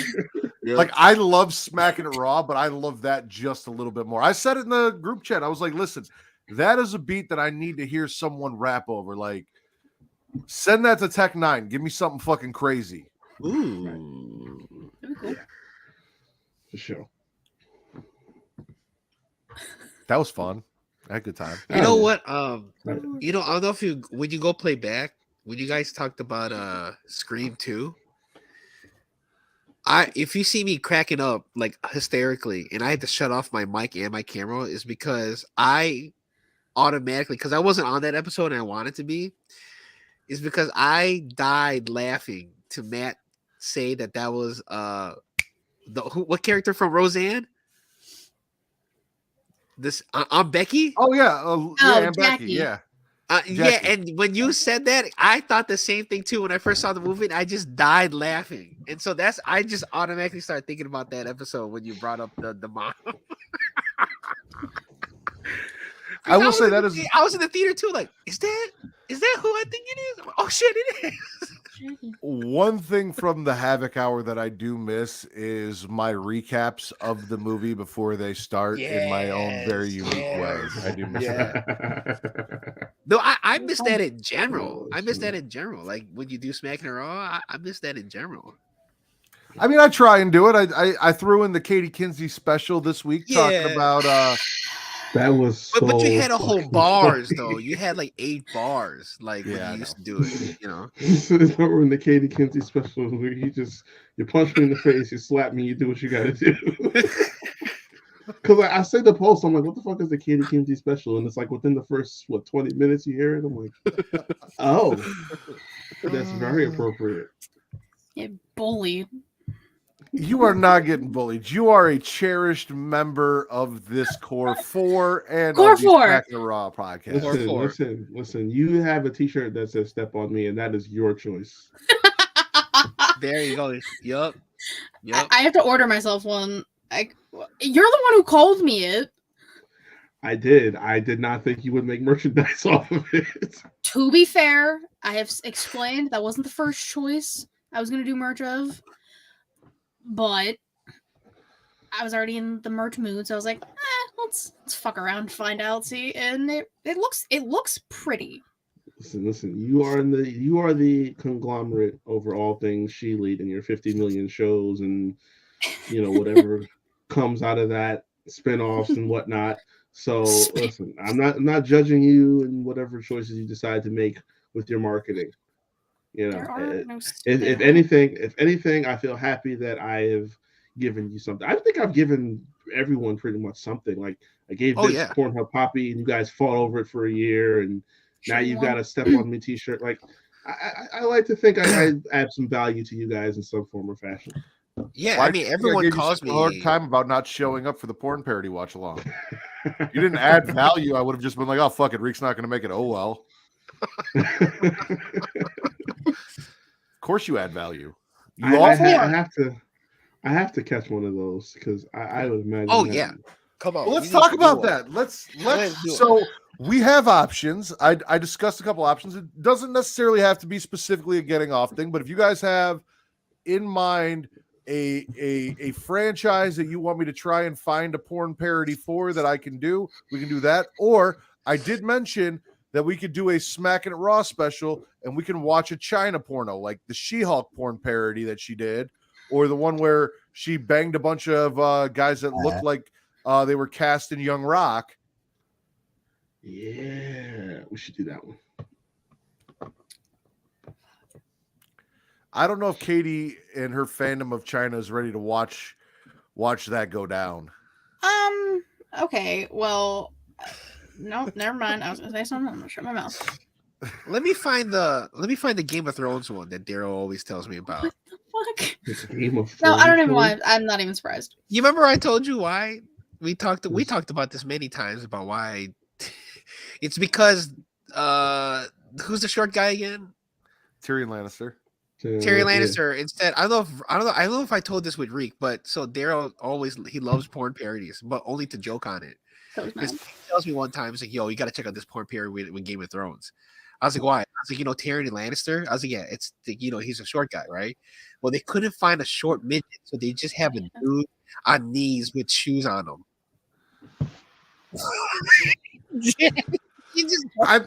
I mean, we did watch Ron Jeremy in a wheelchair moving his legs. So like, I was just about to say that. Like they couldn't find like a short porn star. They just had to have a dude on his knee. Awful. Well, like I said, we can do because it did well. Like I'll pull it up. I'm not gonna pull it up here for everyone to see because Pornhub and we're on Twitter. But on my phone, I'll pull it up. I think we have over 200 views on that at this point. Oh shit! That's because then 280 views on Pornhub of us doing the porn parody. So yeah, no, Travis definitely said more to come, so we can do that. So we can do a Smackin' Raw special, the China stuff, or I can delve in and see what other horror porn I know there's an Evil Dead one out there. I've seen clips, but I haven't found the full movie yet, so I can do that. But yeah, we can, because Evil Dead is coming out, so we can do like an Evil Dead horror porn parody before the new Evil Dead movie. when does Evil Dead come out? I believe in April. Like the 21st, I want to say, or the 23rd. It's Googleable. Yep. Yeah. It is Googleable. Also, too, Reek, you also like because you dubbed the favorite Filipino name. So like other pods have called me that. JT calls me that. Yes. So you're absolutely right. April 21st. Yeah. Yep. Yeah. 21st. Okay. Which gives us a month to plan it out and do it. It doesn't have to be in 2 weeks. We can do it in 3 or 4. It'll be another exclusive for Pornhub. How about this? We'll do this. If China does not get a solo induction this year, I'll find and we'll do the Evil Dead porn parody. If China gets a solo induction this year, we'll go watch the China thing in honor of China. How about to say I love perfect in tribute. Yes. Yes. Because it is the one thing that kept her from getting inducted, and we have now accepted and moved past that. So in honor of that, we're celebrating. Yes. Yep. Look at that. We come full circle. Look at that. Fine. Also, too, Matt, like I know you had mentioned other people want to be part of that porn watch along. Will wants to be on. Yeah. Okay. Will made that clear. My buddy John does. So John, I mean, this is the post show. John didn't really like the podcasting aspect of doing this. Like he's into more like doing like him and Travis are making commercials for our ads and stuff like that, coming up with skits, doing shit like that. That's how he wants to contribute. He doesn't like sitting down and talking because he doesn't understand why people would want to listen to people talk about shit. Like, listen to people talk about shit like this. Like he doesn't get it. So like he didn't really enjoy that. However, when I told him that we were doing this, he goes, that's something that would be fun. Travis also said, no, John doesn't like podcasting. He can't be on, but I don't think he was serious. So we'll see. So then we would have a fifth person on here. Like, do you think that'd be too many, or? I mean, it's not going to extend it out because we're doing it for the length of the movie. When the movie's over, the show is over. Okay. Yeah. So I don't think that would be an issue. I mean, we did 4 when Vince randomly showed up. It was the 3 of us. Yeah, it was Reek did not 4. make Yeah. it, and then Vince showed up. So it all depends. I mean, like if Katie decides she doesn't want to go through that again and she wants to bow out, she can bow out, and we can do it without her. Or if someone doesn't make it, Core 4, get your shit together. Hey, I was going. First of all, take it easy. Second of all, I was gonna say, I've told Matt this. If I were to continue doing that, I can only do it with the 3 of you and maybe Vince and Will. yeah. Anyone else? No, I'm not being on. So if I want to have John on for one, maybe Katie. I will opt out. Yeah, Katie will opt out for that one. But yeah, we'll see from there. Yeah, it's whoever's available when we got to do it. Because like I said, we're gonna have to pick something within the next few weeks if it's gonna end up being Evil Dead. We'll know in 2 weeks if China's getting inducted or not, because WrestleMania is happening and my birthday is shortly after that. So we'll be able to plan it for maybe even the weekend after WrestleMania, because we won't be doing one WrestleMania weekend. So Nope. Gosh, that's gonna be like crazy. Also, Vince requested that we do Saw and that he come on and join us for Saw. And the very first episode of Getting Off, we had five people, right? Because it was us 4, and then from Alexis from Down for the Count joined us. Down for the Count. Yep. It's true. It was true. Yeah. So yeah, that wouldn't be a big deal. Nah. Also, you know what's funny? So like, wait, you're not watching season 3, right, Reek? Not yet. Mandalorian? Oh, you are. Yeah. Not yet. Oh, not yet. Oh, okay. Okay, well, shit. I don't want to.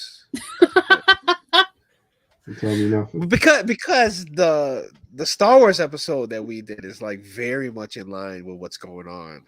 You know. Well, I didn't watch the latest episode, so again, no spoilers. I will get to that tomorrow, probably. I watched. I'm up to date. Yeah, let's do it. You and Katie can DM and talk back and forth, but yeah, I won't catch the latest episode until it's probably tomorrow. Okay. So. My DM Max, I was like, I'm confused. Okay. I had to. Yeah, Katie was very confused about the timeline. She thought for some reason that this took place at between 3 and 4. It's because I always get 1 through 3 and 4 through 6 mixed up because of how I like.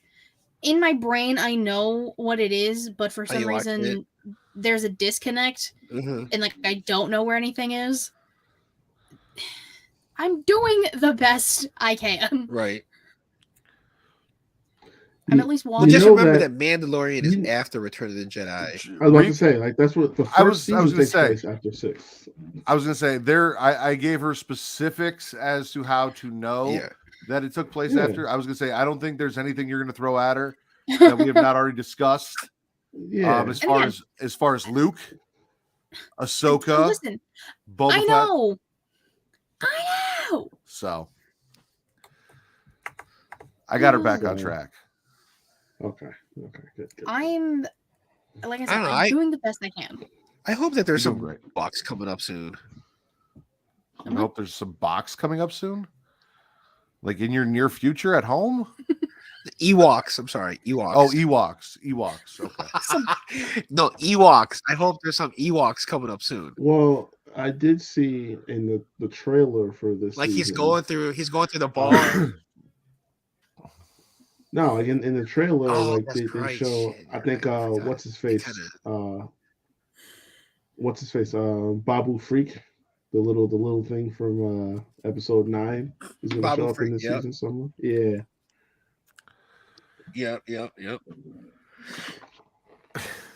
Katie's gonna hit me. If I was I a love pimp, Ewoks. I'd call myself Amazon Prime because I'd be delivering boxes to your house every day.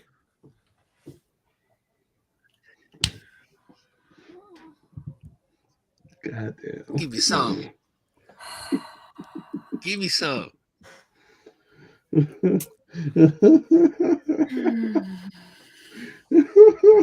How about this? I don't use Google anymore because when I found you, the search was over.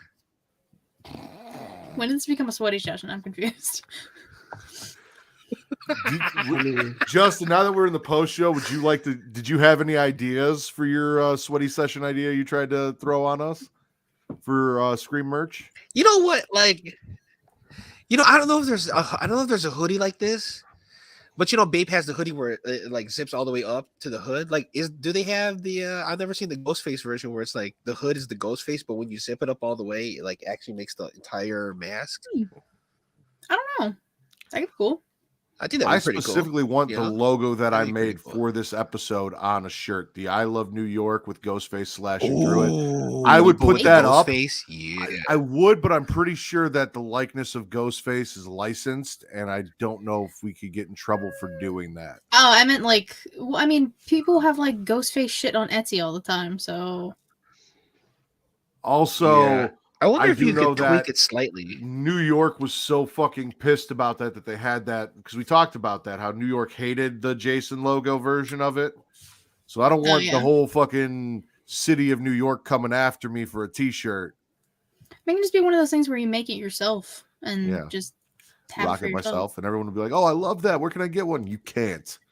One of a kind, bitch. Right. Wow. I should make 4 for the core 4. Core 4. All right, let's talk about this. What kind of shirts? And then the back says diversion. No. As long as the back says diversion, I'm good.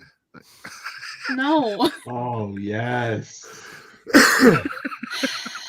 You make it the quote. You're gonna die a virgin, and then at the bottom put terror. Yeah, exactly. Yup.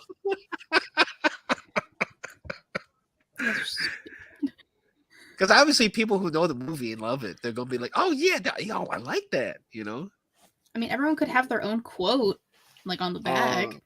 Everyone have their individual quote. That's a good point. No, core 4, I'm down. Either your favorite quote from this movie or your favorite quote from the franchise. Yeah. Oh, okay, yeah. Ooh. Yeah. So because I feel like if I had to pick one from the franchise, it would be Sydney's last line to Jill in 4 before she killed her. Don't fuck with the original. Oh, makes sense. Or what does Randy say in the film studies? Like the sequels suck. Does he say it? He says that, right? Something along those lines. I'm currently using my 5G, so I don't want to Google anything. Sequels are an inferior product. Yes, there you go. I don't know what mine would be. I only had theirs on hand. Shit. I don't know. Something from Gale? Something? I got probably something from Stu. Yeah, I was about to say. I got a Stu quote in my database just waiting. Fucking hit me with the phone, dick. My mom's gonna be so mad at me. That's the only one that's coming to mind right now. Leave her alone. Hell no. Hell no. Okay, so that's what I need you guys to do. Tell me your favorite quote. Put it in the chat. Okay, so I'll send it to you. So here's my thought. If we can do it, we'll get Core 4 shirts. It'll say Core 4. We'll have the logo from this episode underneath it. Now, Reek, this is a special request. Tell me if you're good with it. Instead of a quote from our movie, on my back I'll get Reek, and then you get fucked me. And then if we ever hang out, we have to wear the shirts. Oh my God.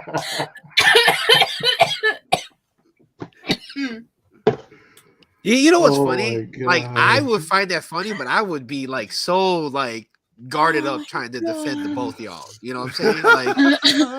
Like man, you see those two? I was like, hey, it's chill.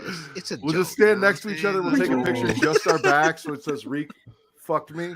I mean, I can make a separate little shirt for each of you. I was gonna say you're not gonna be able to do that. So that is one thing that I do know with Teespring, no profanity. So I can. I'm not gonna do any of this through Teespring. I'm gonna do this on my own fruition. Okay. Go to Kinko's. All right. Well, I will send you that logo that I made then. Yeah.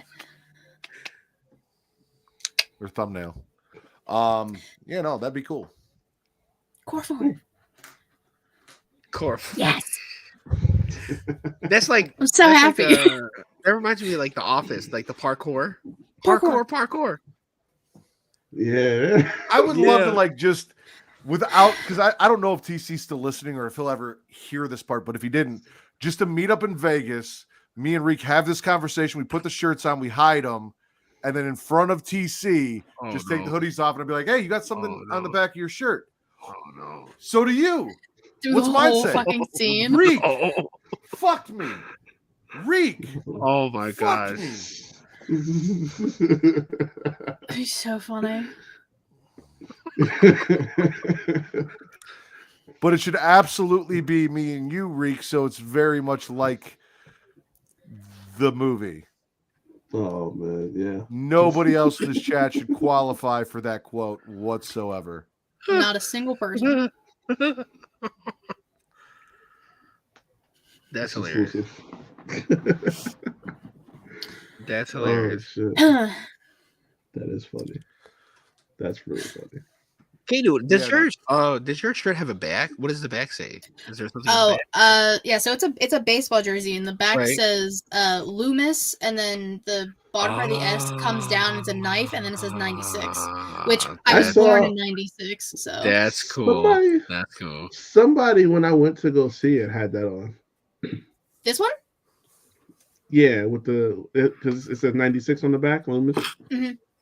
Yeah, somebody was there's wearing that one. There's a red one too, but I was like, nah, the black one's cooler. Yeah, the black one's like because I thought the ghost face on the shirt looked familiar.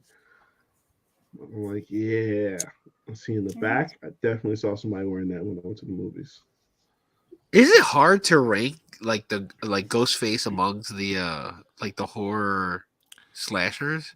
Because there have been different versions, right? Yes and no. Yes, because there is not a single Ghostface. However, at this point, I feel like the costume in and of itself is kind of its own character. Yeah. It's kind of its own thing. Yeah. So I feel like you can absolutely rank that. I've always said like that's the one issue with Ghostface is it's not a Michael Myers, it's not a Jason Voorhees, it's just a bunch of random real people. Right. But it's become so iconic at this point that I definitely think it still ranks. It's not going to win in a fight against any of the OG badasses because, again, it's just random people in a Ghostface suit. I don't know. Apparently Quinn can take anybody, so. No. We ain't doing that. Facts is facts. It wasn't her, goddammit. I'm not accepting it.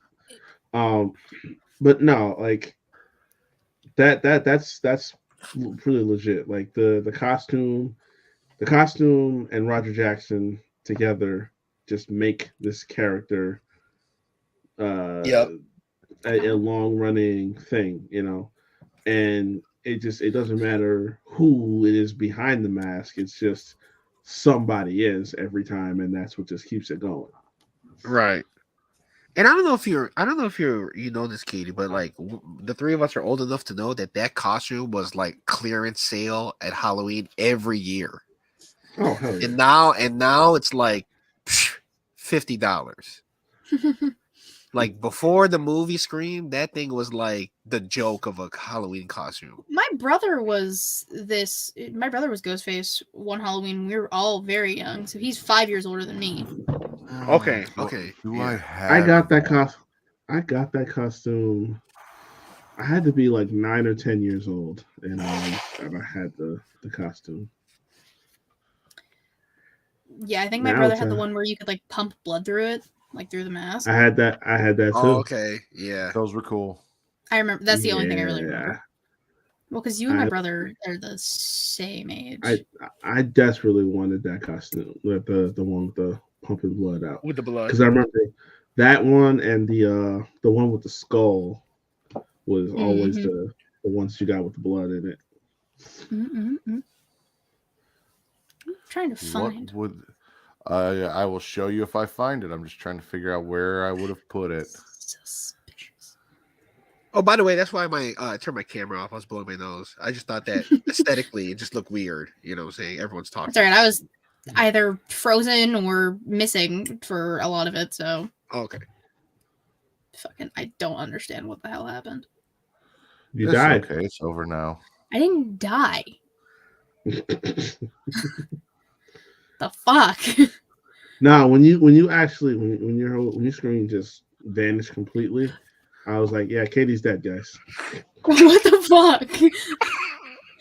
Because that. Well, so like That's what. The three of you, like, your cameras vanish. This happened once earlier in the episode where, like, all three of you vanished for a second and the like little circle thing, like you were loading in. But then it came back. And then second time, y'all didn't come back. And I even put the private chat, but it didn't even go through because my Wi-Fi, like, cut out. I mean, it was hella windy today, so it's not super surprising. Oh, dude, but the weather. I even, like, put it in the private chat. I was like, hold on, guys. I'm going to leave and come back because I didn't know my Wi-Fi was out until... wouldn't let me do anything. Screen wouldn't load. I'm currently using my phone's hotspot again. Shout out to the iPhone. Shout out. Sick of this shit. What's your guys' plans for Mania? This year? Yeah. Just watching at the crib, or like mouse? watching it like people's places, or Sit in my house. Yeah, I'm watching at the myself. crib. yeah. Yeah. I'm not going anywhere. Fuck that. I keep telling them we should do a watch along one year. We gotta do Well, it. see, that was gonna be my next suggestion. You know, like if we're not doing anything, I don't know if I'm doing something, but if not, maybe we should just watch it. You know. I mean, I'm down. Yeah. I know that's Jizzy's birthday, like around that time too. It's my birthday around that time, and your birthday too. I was just about to say that. Yeah. I'm important too. I was just about to. I'm important too. Damn it. Just about to say this man. Well, me and Justin are a week apart in July. That's right. As you can tell. As you can tell. Damn it. I don't have it. We're both pale. No, I was kidding. Wow. I'm not pale. He just called you Seamus. Fucking rude. Disrespectful. And you got red hair too. Hey, you're putting on content. Banger after banger. I don't even put that much content on. I think you're just exaggerating. By the way, I think the correct like though? I think the correct term for her would be. Go ahead. Somebody go, because you both started talking at the same time. I think the correct term for her would be stepper. Sorry, stepper. But yeah, go ahead.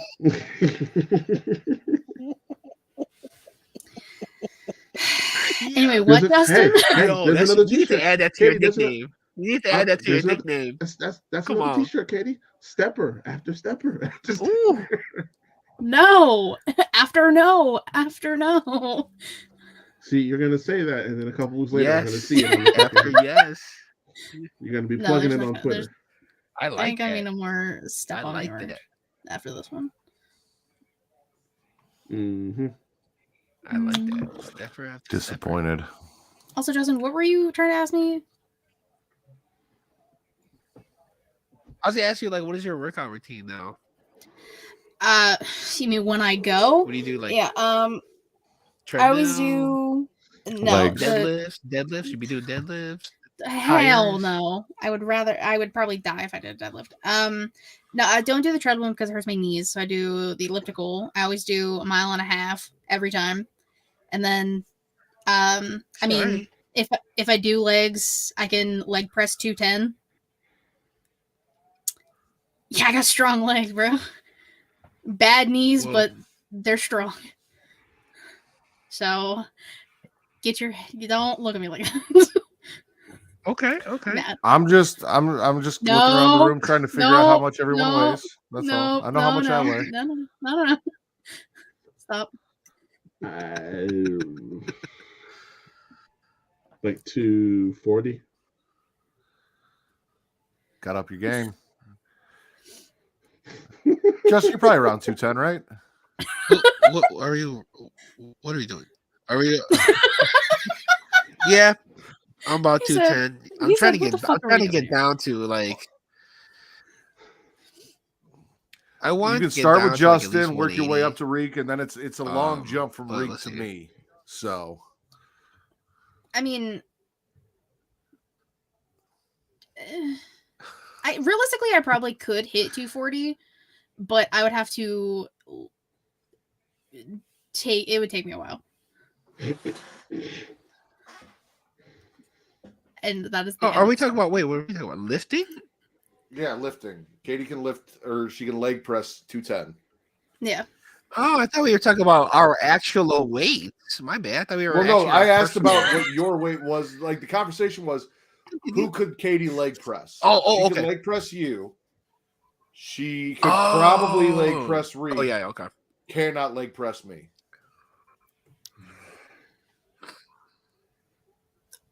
Doing the best I can here. You get there. Can she leg press Rhea though? Oh, easily. Easily. Come on now. She said she's like 170, I think, on Twitter. Easily. She just has to say the word. I'm there. She just has to look at her a What? certain way. Dang, And she's pure muscle then. Gotta be. Don't. Have you seen her? Pure muscle.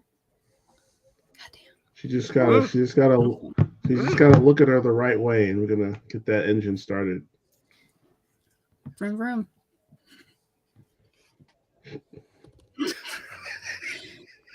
Sometimes I think about my decisions I've made. I really just talk too much. No, just don't think. Don't think. Just know what you're saying. Okay. Take it. Actually, one thing that we didn't talk about in the episode, because I didn't really think about it until I started thinking about Scary Movie, is so in 5, they kind of mimicked the opening scene of the first one with Tara, but it had a little bit of a twist. And in 6, they mimicked kind of what was going on with 2. Instead of Jada Pinkett, leaving Will and going on a date with Omar Epps, as she's known to do, and then Will dressing up as Ghostface and stabbing bro in the ear because he doesn't play that shit. We had the teacher going into a seedy area on a Tinder date. Omar was listening because he thought he heard people fucking in the stall next to him, got all interested in shit. And then you have the killer kill him, come sit down. She finds out that her boyfriend's dead because she touches him and she's got the blood on his hand, murders her, freaking out. Nobody realizes what's happening. It's a roundabout way of kind of doing the same thing, because that was all very I still don't understand why they murdered those people in the beginning of the movie in the first place. First off, unless it was Will Smith, then it makes complete sense. I don't know. The first 2. Yeah. Well, it's because of their names. Oh yeah. Because they was drawing a line back to Sydney through people from her past. The girl's name was Jada. Her name was Maureen. The other dude's name was Phil Stevens. Yeah. Yep. Okay. Which was another reason why it was kind of just drawing a line from 2 to 6, because I believe Jada's character they both went to the same school as Sydney when they got killed, and this chick was a teacher at the school that all of them were going to, except Sam. And also the fact that it was drawing a line back to Sydney, and all of this was drawing a line back to the previous movies with all of the mess and everything, kind of like the names. The sorority, not fraternity, that Tara says she wants to pledge is the same one in Scream 2. Wow, we left shit out. I just remembered that fact because we were talking about that. But it was just small. It was a small scene, though. It wasn't like that's one of the things I would have needed to watch it again for. That's one of those Reek Reek pulling out the fucking rope from the original Halloween finally getting used in Halloween Kills sort of deals. Which Should we just go again? You want to just redo that? Yeah, fuck it. We'll just start over. I'm gonna scrap that one. I'll just start over. redo? Fucking Christ. And I don't remember how I brought that up. Oh, I watched. I'm telling you that channel, CZ's World. CZ's World. They on those videos on things you missed. Like he does pretty much every horror franchise in there. I think the only one I didn't see on there is like Nightmare on Elm Street or Friday the 13th. But he like goes through every movie and it's like there's this little snippets of like everything in every scene that like you might not have caught. And I was watching the video on Halloween Kills, and it's like you notice the rope that he's choking the officer with was the same rope that he supposedly stole from the convenience store in the that we never saw him use. Yeah. Like, oh shit. Drop what's the name of that YouTube channel? I gotta check that out too. CZ's World. I'm gonna send it to you. Hey Reek, have you moved in the last like year and a half? Nope. Because for whatever reason, I'm looking at your background. Maybe it's because it's always blurred, and it's not blurred this time. But I always thought that the thing behind you was a door, and now I'm seeing it's a window. That? Yeah. Yeah, that's definitely always in the window. My door. I've always thought it was a door. Yeah. The blinds are just up. That's why. Wait, you never moved your position of the camera ever?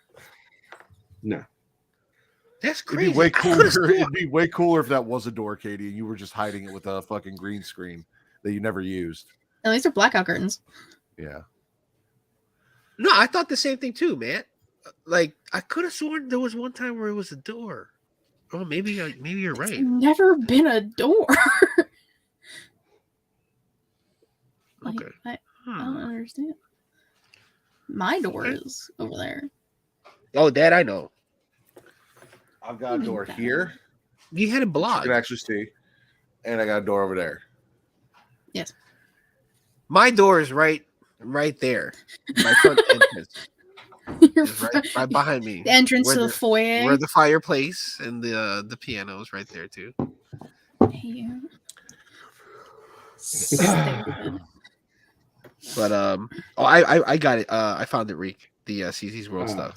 Yeah, because he just sent it to you. Is that why you found it? Because it's in the chat. No, I spelled it out.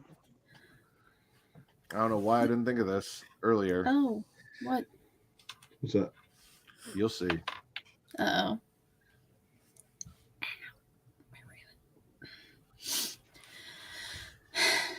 I stopped hitting the club on Friday nights. Oh yeah. You know me. Fucking no. I know when that Erica Banks song comes on, I know you be hitting it hard, you know? Buzz it. But fucking Christ. Hardy animal. By the way, that picture with the game and Bailey, Bailey in that red. Woo. Yeah, it's fine as fuck. I tell you, man. Yeah, Hugger Bailey would never. You can all let me know when you figure out what I did. To where? What? On That's what? the thing. That's the thing. Find what it. did you do? Oh, he changed the name. What?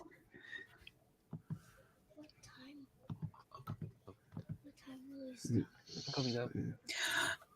Ah! Twitter. Oh, okay. Yeah. I was looking on the fucking screen. I know you were. But you know what's funny? He got so excited. Oh shit. Go for it. I've never been so happy. Can I just say? That's that look. You don't want to keep it like with the same like thirsty core 4. I'm just saying, you know. No, we don't have to put thirsty in the name. Legacy. I was going to say, do. May the Thirst Be With You was a great name. Justin had to leave. Shar or somebody did come and talk to him and ask him if he was done. So it was either Shar or Natalie. Sounded like Natty. Yeah. But May the Thirst Be With You had a good run. We had it for a very long time. Oh my God, so long. It really did. It really hasn't been that thirsty as of late either. So it was about time for a change. Yeah. Yes. It's more appropriate. I also love that it has changed throughout time because it wasn't always May the Thirst Be With You. Plus, it's going to apply to everything. So. Because we are the core 4. Yeah. Do you feel like Ric Flair when you do that? No. Just don't ever. Stop. Never going to do it core again. 4. Oh, now okay. We're just combining all the groups. Ow. Yeah, why not? I gotta figure out what the. Oh God, I'm so excited. I have a little project now. I got time. Yeah. She said, "I got time." I got the movie's not coming out for a while. I got time. Movie just came out. I mean, realistically, I could send it to the 3 of you. So, I mean, I have 2 of the addresses. Yeah. Well, you need my new address. So. Oh, yeah, you did move. That is correct. Never mind. I have 1 address. So. Oops. Literally forgot you moved. That's what I'm doing. He's not even here anymore. But John and Caroline are coming out from Tennessee and staying for WrestleMania weekend. Nice. That Sunday we have an Easter egg hunt for Zoe that we're gonna go do at apparently there's like, I don't think it's really a country club, but I guess it's some kind of club that like where my sister lives 7 minutes from me, her subdivision has, and they're doing. Gotcha. So we're gonna go do that. And I was debating because Tim King came over. He was talking about how his PS4 busted, and I'm like, now that I got my PS5, that one's just sitting there. It works. If you want it, you can have it. You just got to come get it. So he swung by and picked up my PS4, and we talked, and we were like, oh, well, maybe we'll invite him over and let him bring the wife and kids, and yeah, friendship. So that's what's up. We also normally, as kind of Creation World, do a little bit of a watch along, or Travis tries to. We did it through Zoom, and since I don't subscribe to Zoom anymore, and I don't know if Travis does, I don't know if we're gonna be able to make that happen like we used to. Because I don't know how long my Zoom, I don't know when my Zoom subscription expires, or if it did expire yet. So I don't know. I don't remember. But it started during the pandemic, and then we did it a little bit last year, or at least for one night last year. But see, when I do it, like I just have my laptop out, like on a fucking TV tray table or something, and I'll check in with whoever's there while I'm watching it. Or I even think I had it up on a tablet last year, just sitting next to me. But I'm not like sitting at my computer watching it because I've got people in the house shit going on. Justin said his laptop shut down. It did not. Hey, you okay? Nah. I mean, the only thing that we need to happen in the core 4 is Reek needs to meet Matt and Justin. Because I've met all 3 of you.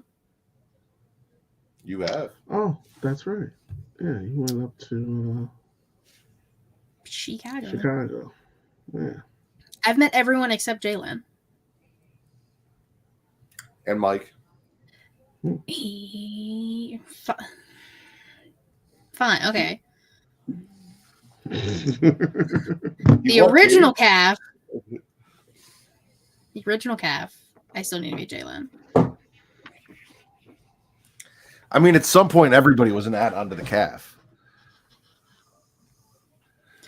I don't think everyone that was in the cafeteria started that group chat.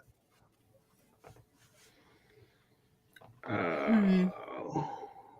That's a Justin question because I don't know. He wouldn't remember either. Yeah, no. I actually think Jaylan was an extra edition later on. Later, I think so. Yeah. Correct. Okay, well then the OG. Correct me if I'm wrong. Wasn't Baby J in it in the very beginning? I don't know if he was ever in the CAF. He was in one of those group chats. He was in the Smack. He was in the Smack Raw group chat. Oh. And then Baby J had a baby, and we never heard from Baby J again. And I forgot he even existed until right now in this very moment where you said his name. Yeah. The kid just fucking disappeared. I mean, he occasionally pops up on Instagram. He actually did have a kid, though, because I remember hearing about that. I remember having a conversation with him in DMs about it because he DM'd me something. I don't remember really much about it, but I was just like, well, if you two are ready, whatever, being supportive. I don't know if they ever actually had a child because he hasn't posted anything. I don't even know if he's still with that girl. Who's that girl? Again. Again. Bringing Eve back twice in 1 week. There is never a wrong time for Eve. Let's just establish that now. La, da, da, da, da, da, da, da.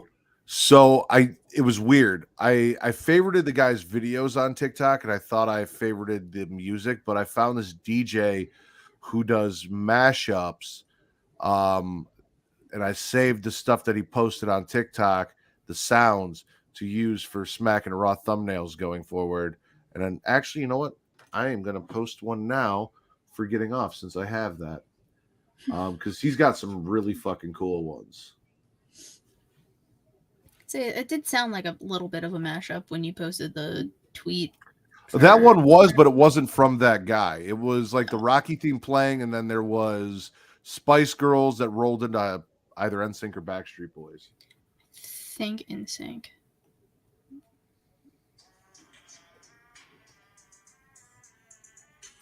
But I didn't want to favorite that.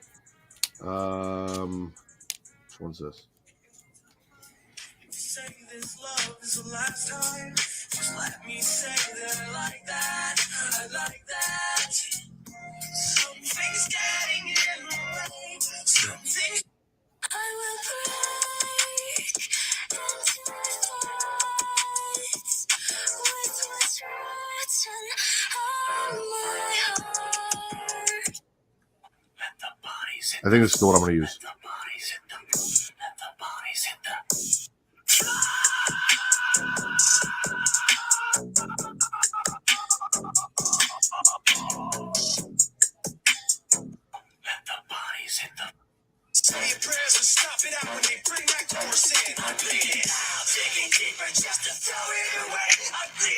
This was the first one I heard, though.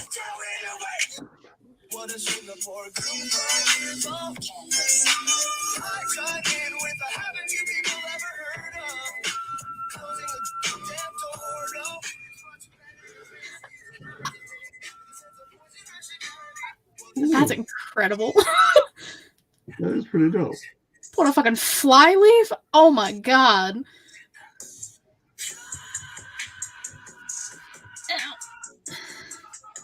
I hate that my fucking phone does that every time I try and type in Linktree. What? It does one of two things. For whatever reason, it changes it to linktr.we instead of EE, or it'll just take the dot out and spell Linktree, and then I have to go back and erase the E's, put the dot, and add the E's back in again. See, mine doesn't do that. Mine does the first part. Sometimes. The first one.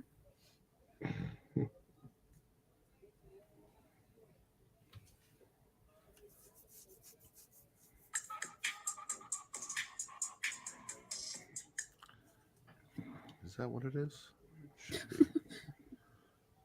Yeah, what it is. Those are fire. Right? Now in effect.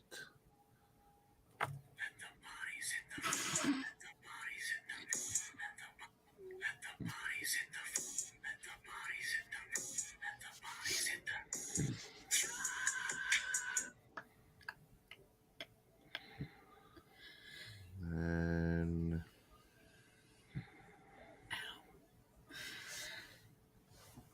actually, would that be better?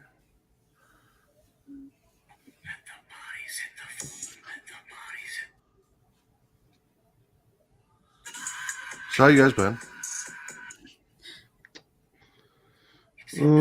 The usual. Not much.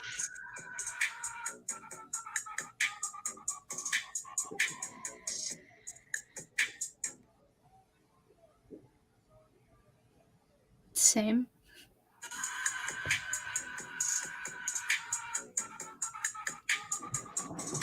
That'll work.